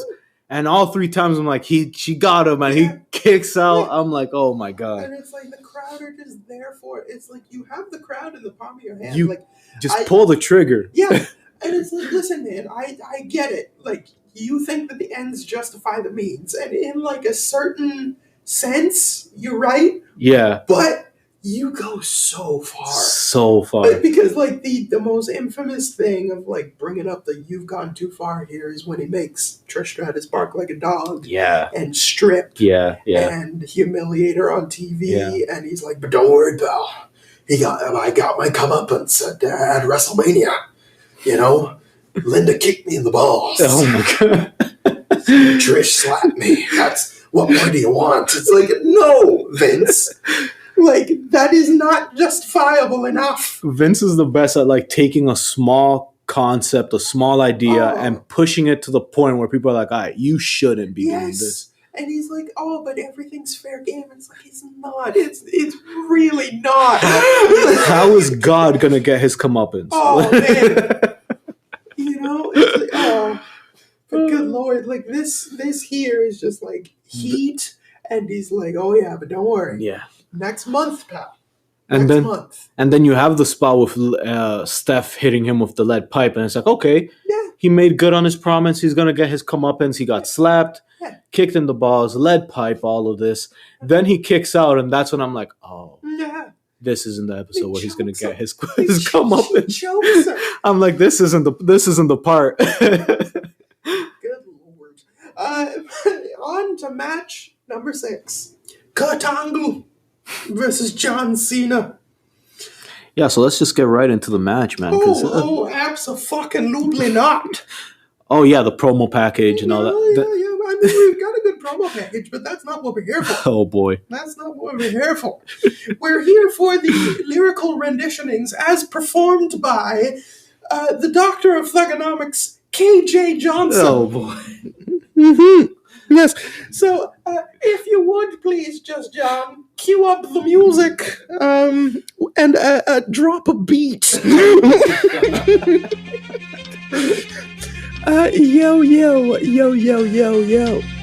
Yo. So Kurt Angle tried to diss me, but he just came off soft. He's like Siegfried and Roy, and I'm a tiger that's pissed off. This is John Cena. It's time to get dirty. You don't want to mess with me. I'm like a prostitute with herpes. Thought he was funny with his midget that he couldn't take his hands off. Wanna see a real joke? Just have Kurt Angle take his pants off. He claims intelligence. That's impossible. His head is hollow. His t-shirt used to say you suck, but they had to switch it 'cause he swallows. You want to show your true colors, Kurt? Then dress up like a chick. And stop acting like we're married. Get the hell off my dick. Venom. I was expecting a round of applause. No. Okay, well, some people just don't know real talent. when Real they see it. music. Yeah. When they hear it, just Yeah, so let's break down the rap verse for verse. What do you Yes. think? Well, when we talk about the That's cool. intricacies of prostitution, Let's just get into Oh, have to look at the dawn of time when prostitutes were rampant with herpes. oh my god. Yeah, so there you have it. So that was a fantastic repetition. Kurt Angle, I know that is he your favorite wrestler of all time? He is, Okay. yes. So I know that he's your favorite wrestler of all time, but now comes the question. Because I'm following a YouTube channel and they put up posts all the time and they throw out a wrestler and they're like, hey, top 10, top 5 out of the top 10 or top 3. Mhm. Where do you see Kurt Angle in top wrestlers of all time? Is he a top 5? Is he a top 10? Or is he outside of a top 10? Yeah, so in my list he's one, of course. But if I was being unbiased and just making a top wrestlers list, I'll put him like top 30, top 20. Yeah. Wow. Yeah, top 30, top 20. He is far back. Yeah. Wow. Why do you think that is? Like, What are your reasonings? because he had an amazing career throughout WWE and TNA. The whole Perk Angle thing and all that. But I just feel like there's a lot of people that done a lot of great things in wrestling. Like wrestling is one of those things, like it's not like basketball and football that kind of like happened closer to like the modern times. Like wrestling's been around for for centuries and shit, right? Like it's been around for a while. So there's a lot of people that have done a lot of great things, and I just don't see him being top 10. Like top 20, I can make a case for him. Top 30, like I can legit make a case for him. Top 30, top 20, I can argue my way. I can argue him in there. But to crack that top 10, when there's still guys like Flair, like Taker, John Cena, especially, there's a lot of guys, Bruno Sammartino, there's a lot of guys that done a lot of great things. So for him to be in that top 10, that's just going to take a lot. Yeah. Well, we have a split reaction tonight as John Cena continues to get incredibly over. Yeah, man, I was surprised. I told you. I was surprised. That match with The Undertaker, I'm telling you, that match with The Undertaker was the turning point. Yeah, because he was working heel this whole time, and the crowd, you could still hear, like, let's go Cena chants. Full on 50-50. It was very loud. Cena continues to get over. That's what's really exciting about this time period, actually, is that, we've had the SmackDown 6 and stuff like that, and we have had incredible wrestling and matches.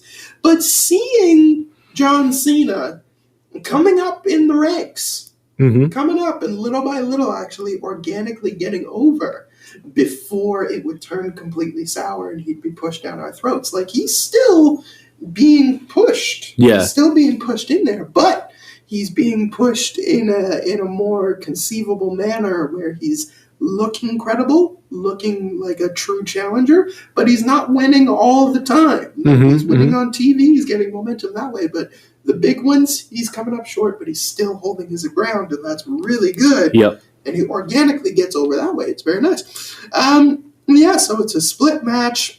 As, they have their feel-out game in the beginning. Kurt Angle, obviously the better wrestler, so Cena wants to make it a fight. And he is successful. Yeah. After Kurt Angle gives him the fingers, flips him the double birds, John Cena pushes him around, and they start to fisticuffs. And it's a hard clothesline by John Cena that manages to get him on top. And they trade a little bit, running shoulder tackles into the corner. But Cena ends up hitting the post on one of them. Kurt Angle hits the post as well and gets to begin work. Does John Cena, a knee to the gut and some spinning side slams to keep control. A spine buster gets a 2 count. We got a drop kick coming off the top rope here. Yeah. And Kurt Angle hits John Cena coming off the top rope and nails him in the shin.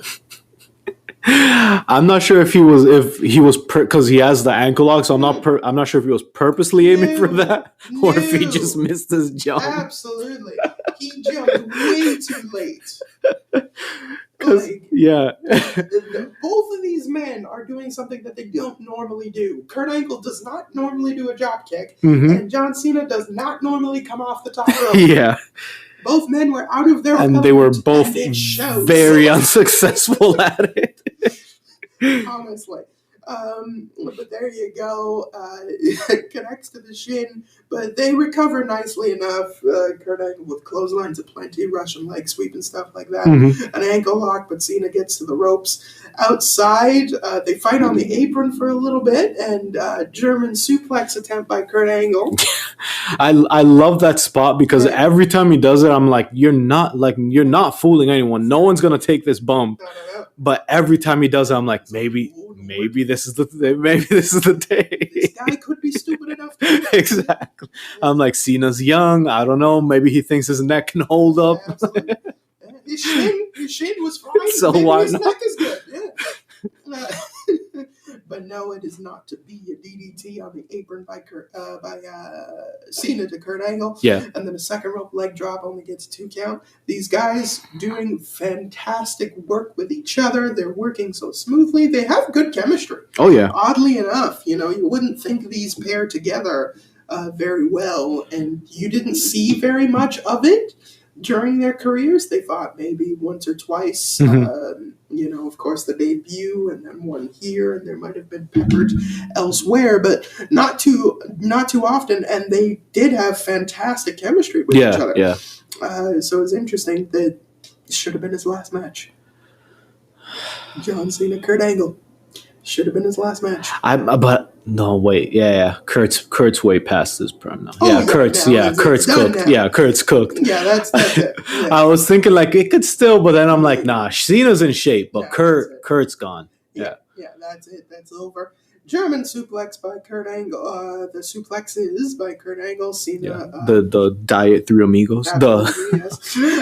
He manages to. It's John Cena recovers and hits a buckle bomb to Kurt Angle. Yeah, that was terrifying. Honestly, that was terrifying to look at. It was safe. If you see it, it was very safe. Like Kurt Angle, he fell in such a light manner. I mean, it looked. But the sound of it, and then I just got PTSD, war flashbacks from the Seth Rollins Sting thing, and I'm just like, oh no. I know. I couldn't believe it. Like, my heart was in my throat. But when you see the replay, you're like, oh yeah, like Kurt landed like really lightly, like very lightly. Still made a good sound, but he came from enough of a high distance. Very good. I was very impressed by that. FU, solid dead center of the ring, but it's a kick out. FU countered into an angle slam, kick out. Cena going for the chain, the ref stops him, but Cena has grabbed the medal in the meantime. I watched this match in its entirety, focused completely. I did not see him grab that medal. I didn't see it either. It was seamless, very seamless. Holy shit. Whenever he did grab it, masterful, very good. Like this, like John Cena, the pieces are there. The pieces are there. Looking back on it now, and every time they put him in the big spot, he doesn't fuck up.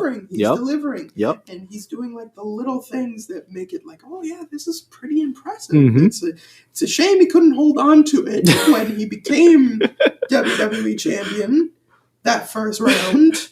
Which is his career is so weird because before they really shove him down our throat with the whole C Nation thing. People love John Cena. Then the whole C Nation thing happened. The Nexus thing happened. People hated him. No one wanted to see him. Then he retires, and all of a sudden, people love him again. Like, his career is so interesting. Topsy-turvy. My goodness. But we have some reverses, some back and forths, an FU into the ankle lock. Yeah, this whole sequence was amazing because it's FU. Kurt reverses it into like an angle slam type of thing. Then Cena reverses it into whatever he reversed it into, and then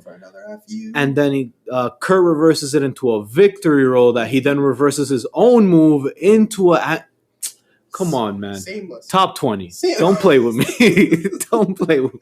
Seamlessly transitions FU into the ankle lock, and of course a tap out and win. Kurt Angle wins a fantastic match. Amazing match. Absolutely. As Kurt Angle gets the big win here, but again, that 50-50. John Cena continues to be very, very over. Yep. I'm excited to see where John Cena goes for the Survivor Series because he has a prominent role in Survivor Series next month. And I would love to see the crowd reactions there and if it's sustainable. Very excited to see where he goes. And I feel like he's at that point too that like other wrestlers kind of know like, all right, this is the guy. Because every wrestler that he's been in there with so far with Kurt and Taker, so you can tell that they have a certain respect for him, but just by like the way they're treating him in ring, where it's not like they're bringing like their B stuff or their C stuff or none of that. Like they're not phoning it in with him. Like they're treating him like, this is the guy. Like this is the guy. It seems like they're playing to his strengths and they're hiding his weaknesses. Because I remember at the beginning, whichever one we were doing, there was some show that he was on where he was doing like a 5-minute 6-man tag, and he was so clunky. I remember that. I forgot who it was. It might have been Vengeance because it was him and the FBI. Versus Rhino, Benoit, and Spanky. Yes, yeah. And he was so clunky and so fat-footed and like just an absolute mess. And it seems like that's been kind of pulled away from him now, and he's getting much better at these things. And so, it's working out in his favor. Like week on week, you can see that things are getting better for him, and it's fantastic to see. Yeah, it's very interesting to see. Match number 7 is for the U.S. title as Eddie Guerrero defends against the Big Bad Showdown. And Paul Heyman has a thing for the Big Show. I don't know if he's an undercover Paul Heyman guy. I think he is. But I think he is, because even like as recently as like 5 years ago when he was still head of creative, like Big Show kept having like big prominent former WWE champion, the guy that beat Brock Lesnar the first time. The guy that built Brock Lesnar up for the Rumble. He's had WrestleMania with the Undertaker. WWE title matches out the wazoo. Which makes no sense because he doesn't even feel like the type of guy Paul Heyman would like. Yeah, I don't know if it's under big Vince McMahon influence. It could be, but could be a little bit of both. I don't think so because you've got Paul Heyman and Big Show. They were connected in ECW as well. That too. He was sent down to ECW. Yeah. He was fucking champion there too. Holy shit! I don't know.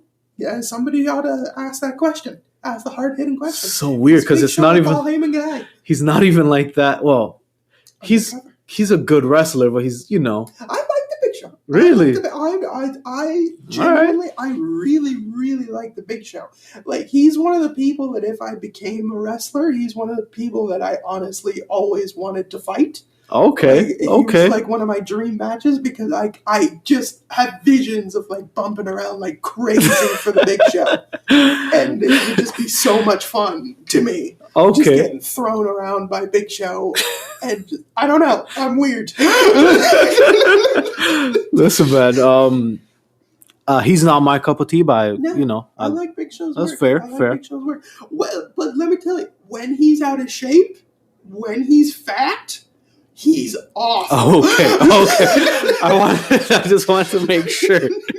He is awesome. Yeah. But when he is in shape and when he's motivated, very good. Like WrestleMania 24, him and Floyd Mayweather. Okay, I'll give you that. That is one of my matches. favorite celebrity matches of all One of my time. favorite celebrity builds as well. Fantastic. I remember that vividly because that was when I was first watching wrestling that I could kind of like understand what's happening. I'm like, that's Floyd Mayweather. Yeah. What's going on? Like that was and literally that was the only thing that made me watch WrestleMania. Mm-hmm. So I'll give you that. I'll give you that. That one match was fantastic. So he's had little glimpses. He's had little moments when because even that, like, he lost so much weight. Mm-hmm. Like, he was gone for a while. I remember that time. And he was so big and so heavy, and then he finally comes back and he's dropped all this I weight remember. and he looks amazing and goes right into that program with Money Mayweather. That even I feel like even commentary was like, what the fuck? Like, yeah, I remember he the looked first so day, fucking good. the first day that he showed up, and everyone's like, holy shit! Jesus, look at him. Like, fantastic. I remember that. Yeah, he when he's in good shape, when he's motivated, he's really fucking good, and he shouldn't be slept on as heavily as he is. But I do understand it. Yeah.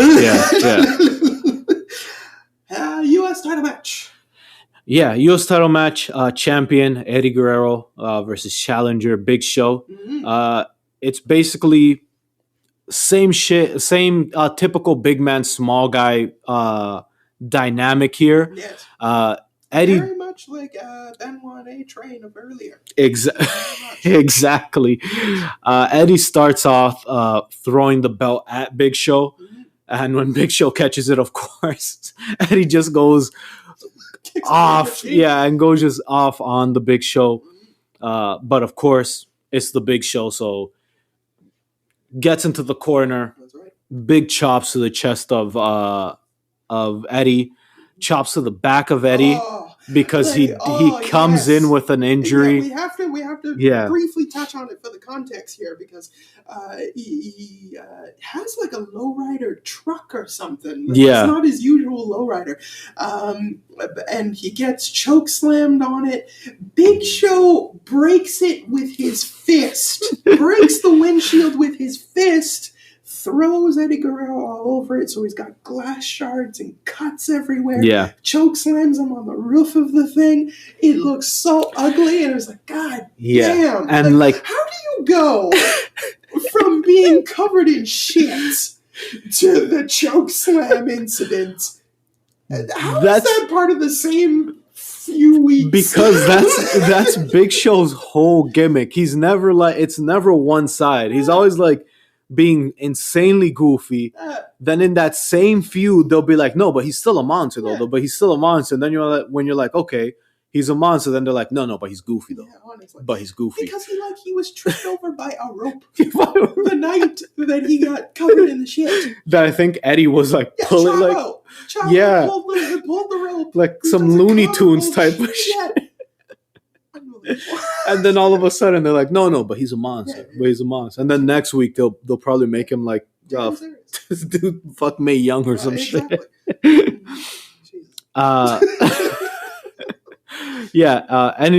Eddie manages to send Big Show to the ground. Eddie then goes and grabs a steel chair.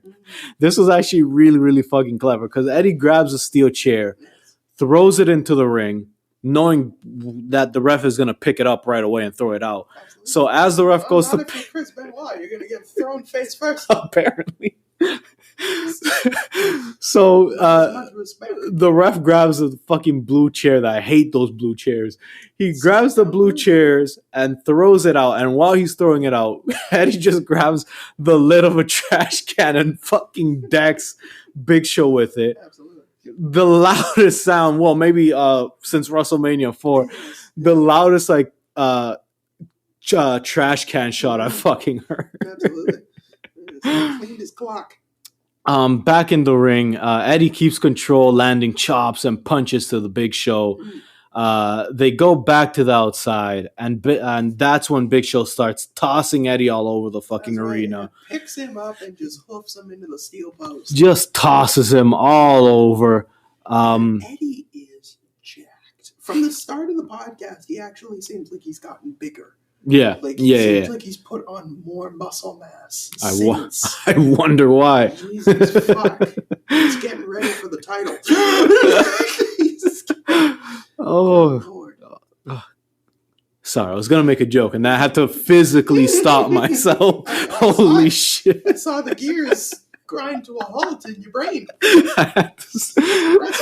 We love Eddie, man. Big Show then, from the bottom, Big Show grabs Eddie and fucking gorilla presses him into the ring, which is a spot that we see a lot, but most of the times it's kind of sloppy. But this one, because Big Show's like 7 feet, he's like eye level with the top rope, so he just kind of like just places him over. So that just kind of gives you an idea of how big paws Big Show is. We've seen him. Right? We did. And he's legitimately fucking gigantic. I think it was a SmackDown. Yeah. Was it a SmackDown? I think it was a SmackDown that we were watching. Omos, who was 5'11". Omos is like 5'4". Yeah. Omos is not. Give or take. We've seen both men. They're not the same height. No, they could stop it. Not. They're trying to build them up as is, but they're not. They are not. Big Show exposes the top turnbuckle. And whips Eddie back first into the top turnbuckle, right in where the injury is. Big Show then places Eddie on the top rope, but before he can do anything, Eddie smashes Big Show on the exposed turnbuckle, stunning the big man and giving Eddie enough time to hit a frog splash / crossbody onto a standing Big Show. Eddie goes for the pin, but Show sends him flying. Onto the ref. And Eddie lands on the ref. Big Show gets up quickly. He doesn't notice that there's a whole human being under Eddie. But he goes for the leg drop. Drops a big leg. Eddie gets out of the way. Poor Nick Patrick. Ref is deceased now. Dominated. Ref is deceased. Something about the refs during this time period. They take ass whoopings. Yeah, you don't see refs taking like big bumps. It's always like a little shoulder tackle. Not anymore. Yeah. You don't attack the refs anymore. Yeah, no leg drops on Aubrey Edwards or none of that shit. Sledgehammers. Earl Hebner took a sledgehammer. You fucking pansy. No, now all the fucking refs now want to be like in the spotlight, but don't want to take the bumps. Put your little fucking cowards. Yeah. Bunch of pussies. But backbone, take a spear. But the ref is now deceased, and Eddie now he's in his element. He as soon as he looks and he sees the ref's down, he's like, oh.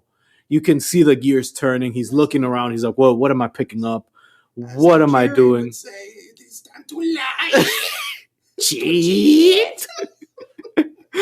And immediately Eddie hits Big Show with some brass knuckles. He tries to wake up the ref. The ref sort of wakes up, but the count was slow enough that Big Show kicks out at 2. Then Eddie again, he's thinking, what the fuck? What should he do? What should he do? He goes to the outside and he grabs the belt and he just hits fucking Big Show with the belt again. And then he hits a frog splash, but again, Big Show kicks out at 2. Spine buster from Big Show only gets a 2 count.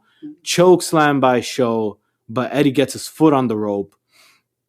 Now Show's pissed off. He's like, God damn it, I did everything. I did the choke slam. He's still up. He goes to pick up Eddie. Low blow by Eddie Guerrero, the Big Show. DDT, only a 2 count.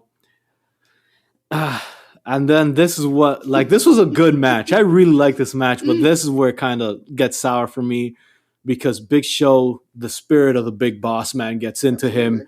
And he just kind of gets up, choke slam out of nowhere. 1, 2, 3. He's the new champ. Yeah. Very heel heavy night. Only Kurt Angle's the only face that wins. So very heel heavy night. New champion of the Big Show. Yeah, but this was again this was a fun match. Yes. Especially if you're a fan of Eddie, especially if you're a fan of the show. This was a fun match by both men. Yeah. Terrible ending. Yes. Yeah, Terrible an ending. unfortunate ending. Yeah. It does. It seems to be a theme of the night, just kind of sucking the wind out of the sails of the finishes there. Because they had a bunch of finishes that they can choose from. They just went with the worst possible one. But there you go. Yeah, Big Show, new U.S. champion. He's got a toy belt. It's so fucking small. That's another thing that I hated about Big Show is that every time he would win a title, every title just looks so tiny on him. Because even I remember when him and the Miz were doing their thing, and they had like 4 belts between each of them, and it still looked tiny. Yeah. It looked like he just had a bunch of toy titles. Unbelievable. Yeah. A brief interview with the champion backstage where he's just like, I did it. I'm the winner. I'm the champ. Yeah. Nobody's going to take it from me. Well, it's the Big Show. All that type of jazz. Well, it is the Big Show. Finally, the main event time. Biker chain for the WWE title. Yes. We have ourselves a package. We have a package. Biker chain. You know who you are. I know who the hell you are. You're an animal. Brock Lesnar is a violent, vicious, Sadistic animal. This man, Brock Lesnar, is on a path of rage, unforgiving, and I don't know who the hell's gonna stop it. Unrelenting. Brock Lesnar respects no one. You don't even know who the hell you really are. I know who the hell you are. I am the real Brock Lesnar. The new WWE champion. Brock Lesnar cheated his way to the WWE title. So deal with it. Brock Lesnar may be the new face of the WWE, but here comes the WWE's conscience. I respect the title, but I don't respect you. When I wrestled Kurt Angle for the title, you came out and hit me with a chair. I guess you think I was gonna let that slide. I don't forget, and I don't forgive.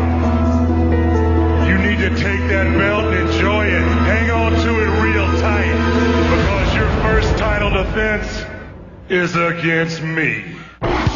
Undertaker Lesnar for the title at No Mercy.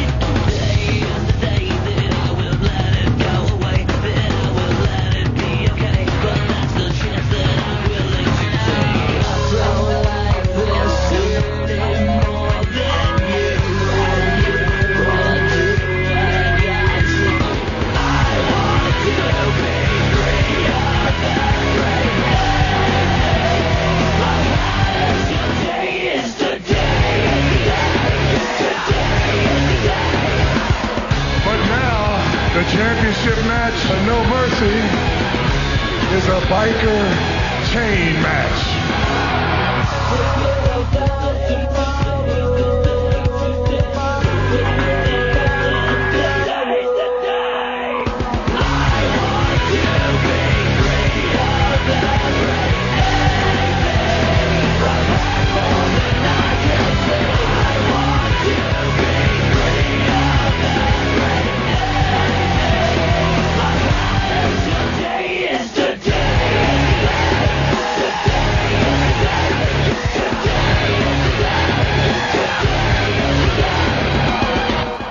Main event time.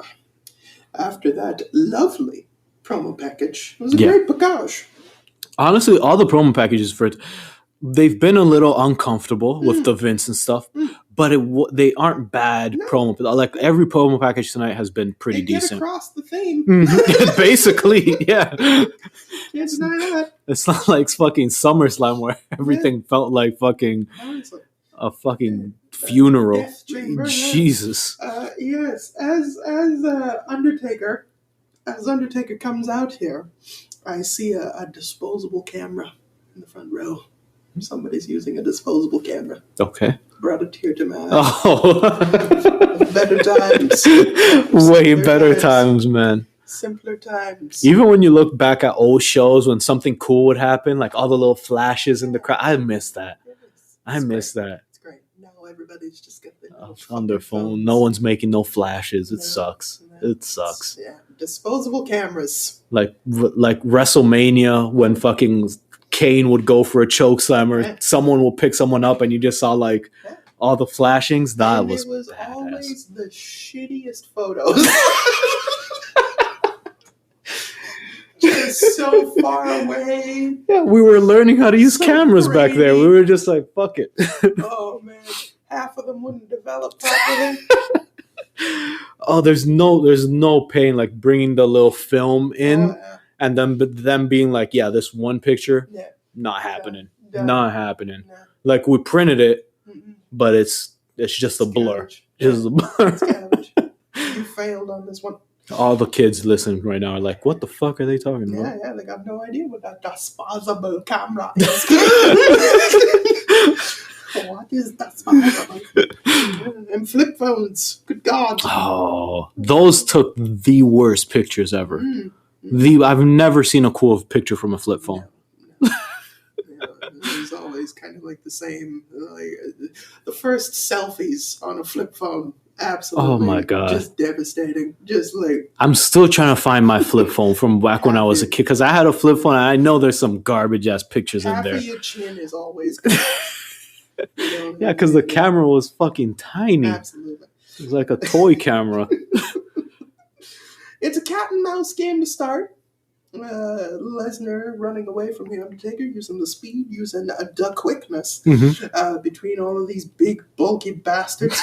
Undertaker tries for the old school not once, not twice, but thrice. Yeah, that's the thing. For the beginning of this match, they made the old school look like it was the Tombstone. Absolutely. I was like, is he gonna finish the match? Why is he running from the fucking old school so much? Yeah, no. The old school is blocked many times until finally it is done, and then he hits a Mahi straw cradle. Does the Undertaker. That's my favorite thing about Taker. Like every one of his matches, he'll try some shit that everyone's like, why are you doing that? What's going on? Just ugly as hell.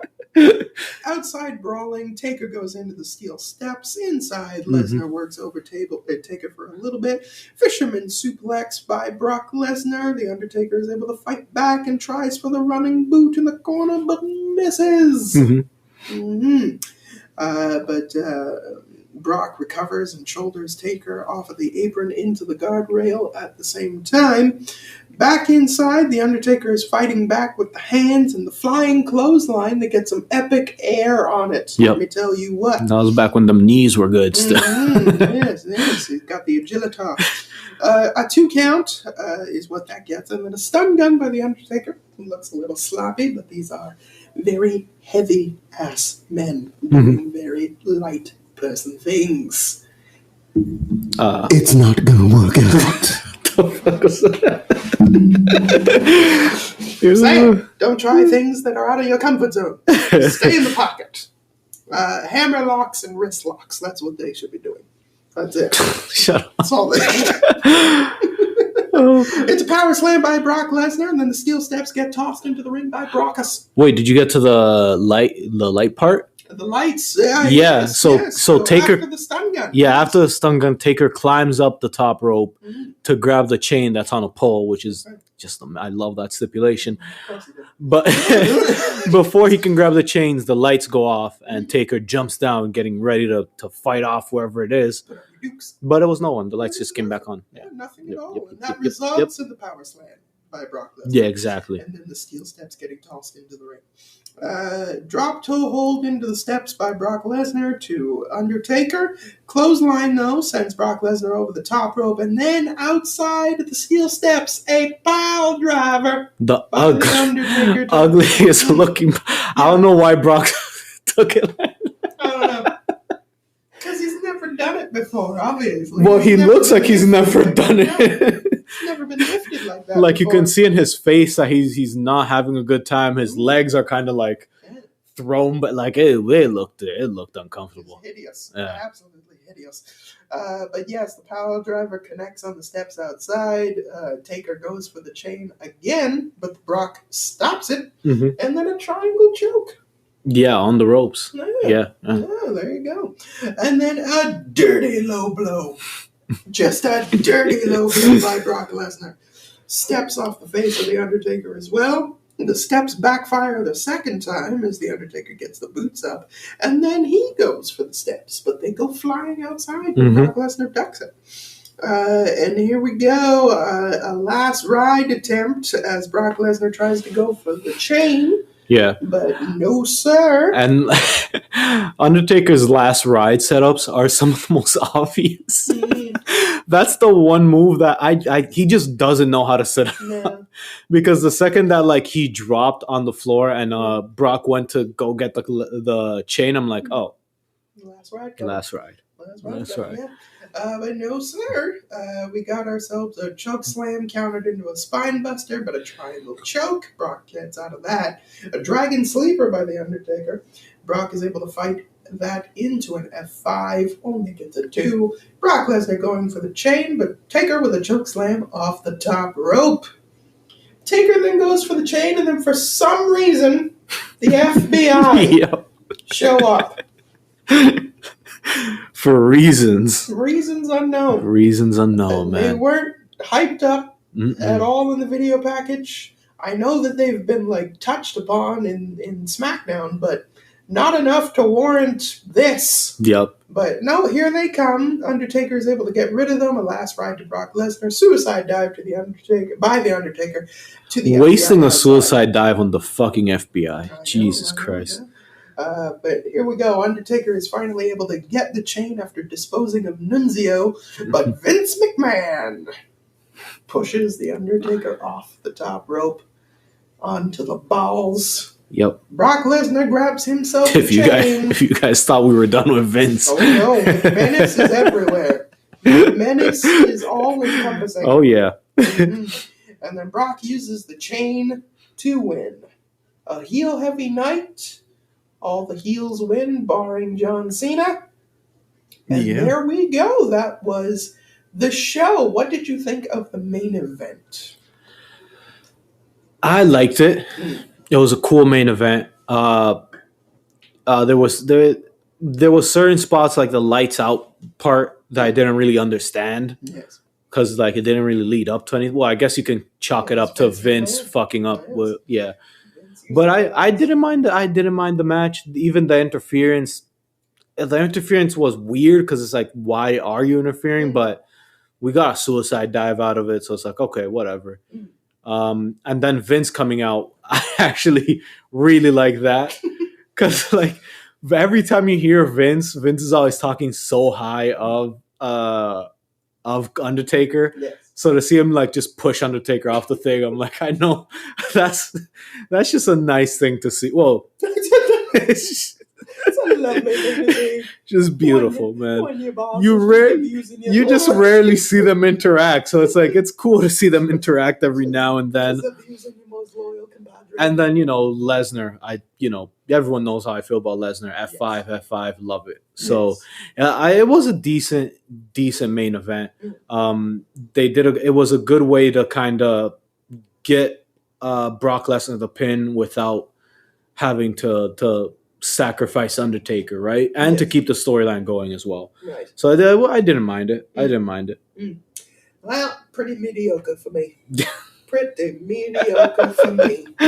You just hate big meaty men slapping meat, man. I'm perfectly fine with big meaty men. I like a good horse battle. This was just meh. This was meh to me.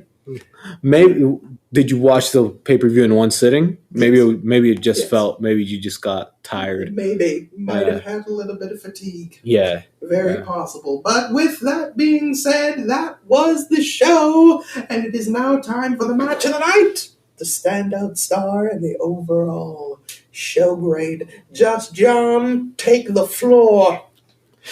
Match of the night. Kurt Cena. Easily Kurt Cena. Yes. My standout star is John Cena, but I do want to give an honorable mention to the everyone in the Vince Stephanie match, just because I feel like that match could have been so much worse. Because you have Stephanie, who isn't a trained wrestler, Vince, who isn't a trained wrestler, Linda, who isn't a trained wrestler, Sable, who's fucking awful. Like, it's 4 awful people. And we got through it. It wasn't that bad. No one got injured. I'm like, you know what? Props to you guys. You guys are my standout star. Listen, man. Gotta give them props. And then my overall show grade. This is gonna sound crazy. I know I'm gonna get killed on the Twitters and the YouTubes. 5 out of 5. I love this pay-per-view. I loved this pay-per-view. Ray Tajiri was great. It went short, but it was great. Benoit A-Train I didn't watch because I just don't watch Benoit matches, but whatever. Matt Hardy versus Zach Goins, I love those silly fucking matches like that. APA versus the Bashams. Aside from the ending, the match was actually pretty decent because it was just the APA fucking up the Bashams, and that's all I want is a big dude to just clothesline a couple guys. The I Quit match was funny as shit. It was uncomfortable to watch. It was uncomfortable to watch at moments, but overall, it's Vince being a complete asshole to his family.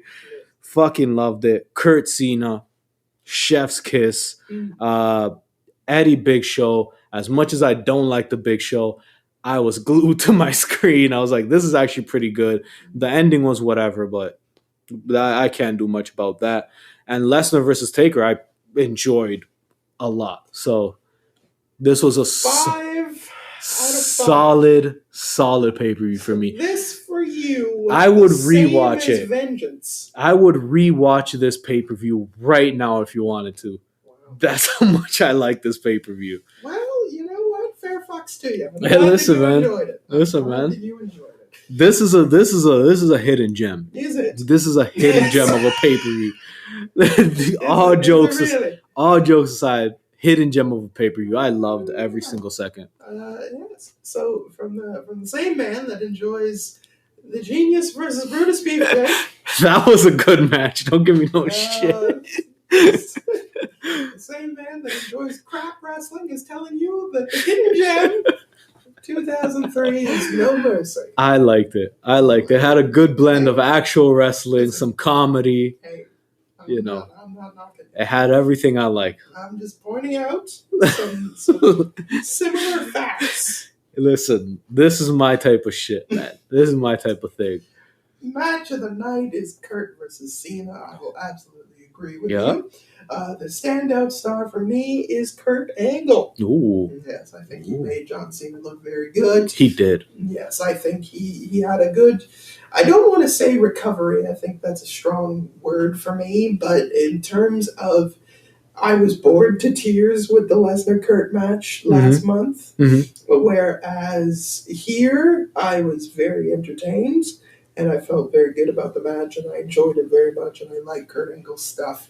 And this was the right amount of wrestling prowess and sports entertainment. I think it was a good thing here. So like a nice mix. Exactly. So I enjoyed that. But as of the show itself, it's getting a 3-star, and that's still not generous. bad. That's right in the middle. That's not bad. That's pretty generous for me. But listen, a lot of hit and miss on this show. I found the main event to kind of be lackluster for me. And the only thing of any real consequence was the last 3 matches, honestly. Because as much as I would say about the I Quit match is a fucking train wreck. Like, it just happens to be a beautiful disaster. Yeah, and it doesn't really count towards anything major. It's just ugly. And so the last 3 matches are the only things that are really of any real note and substance. And the silence of the Basham brothers. But that's WWE in this era, I feel, where it's like they're very like main event heavy. Like they're gonna put all their eggs at the end of the pay-per-view and kind of leave the beginning to be like, yeah, whoever wants Yeah. Just go out there and wrestle. Yes, Yeah. yes. So yeah, the overall show grade for me is a 3. I thought it was a fine show, but nothing outstanding. But there we are, and there you have it. So moving on from that, we have reached the finale next time. Survivor Series 2003, the end of the McMenace storyline as we know it, and it culminates in a buried alive match. Of course, because it's Vince. There's no other way to send him off. Yes. And not only that, but we're also getting another culmination of McMenace as Shane McMahon and Kane are going at it in an ambulance match. Oh my God. Mm-hmm. So all the McMahons are going to get hurt. So there you go. All There you right. go. So it is Raw and SmackDown coming together once again. The Raw rebound will be back Nice. next week. One would hope. Don't worry. One would hope that you would put your pants on to come to work. Would be good. Yes. So as always, thank you. Thank you. So much for joining us as we are here at the Colossal Tussle Podcast, episode number 40. Can you believe it? We're 40 years old, man. Absolutely. 40 years old and counting. Yes, as always. We can be TNA champs. We can. Absolutely. Yes. Yes, although, I don't want to go anywhere that doesn't sell out. Oh. Oh my God. Yes.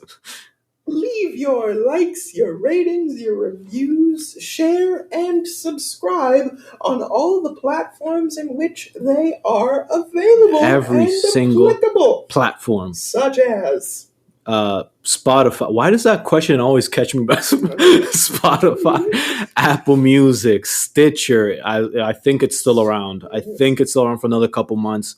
Audible, Amazon Music, YouTube at the Colossal Tussle 1. Make sure you guys go subscribe to our YouTube page. Yes. Leave the comments and shit. Greatly appreciated.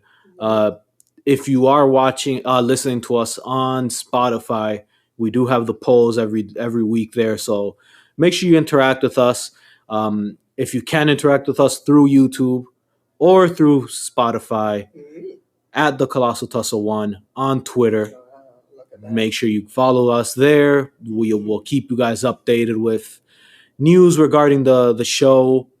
We post a lot of polls there. We post little clips of the show if you kind of want to get a feeling of what's going to happen in each episode. So make sure you guys follow us at the Colossal Tussle 1 on Twitter. Very important. Absolutely. Yep.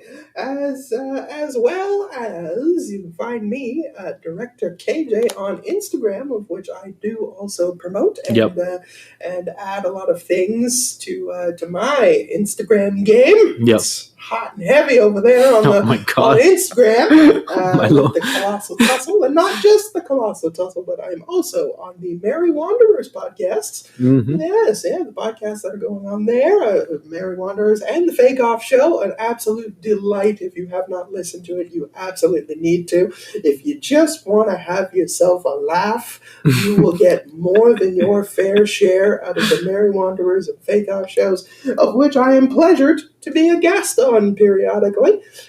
So you can also find me there, but follow me on Instagram to get details and updates on all of those things and all of the promos and just fun little sketches that happen throughout the week as well.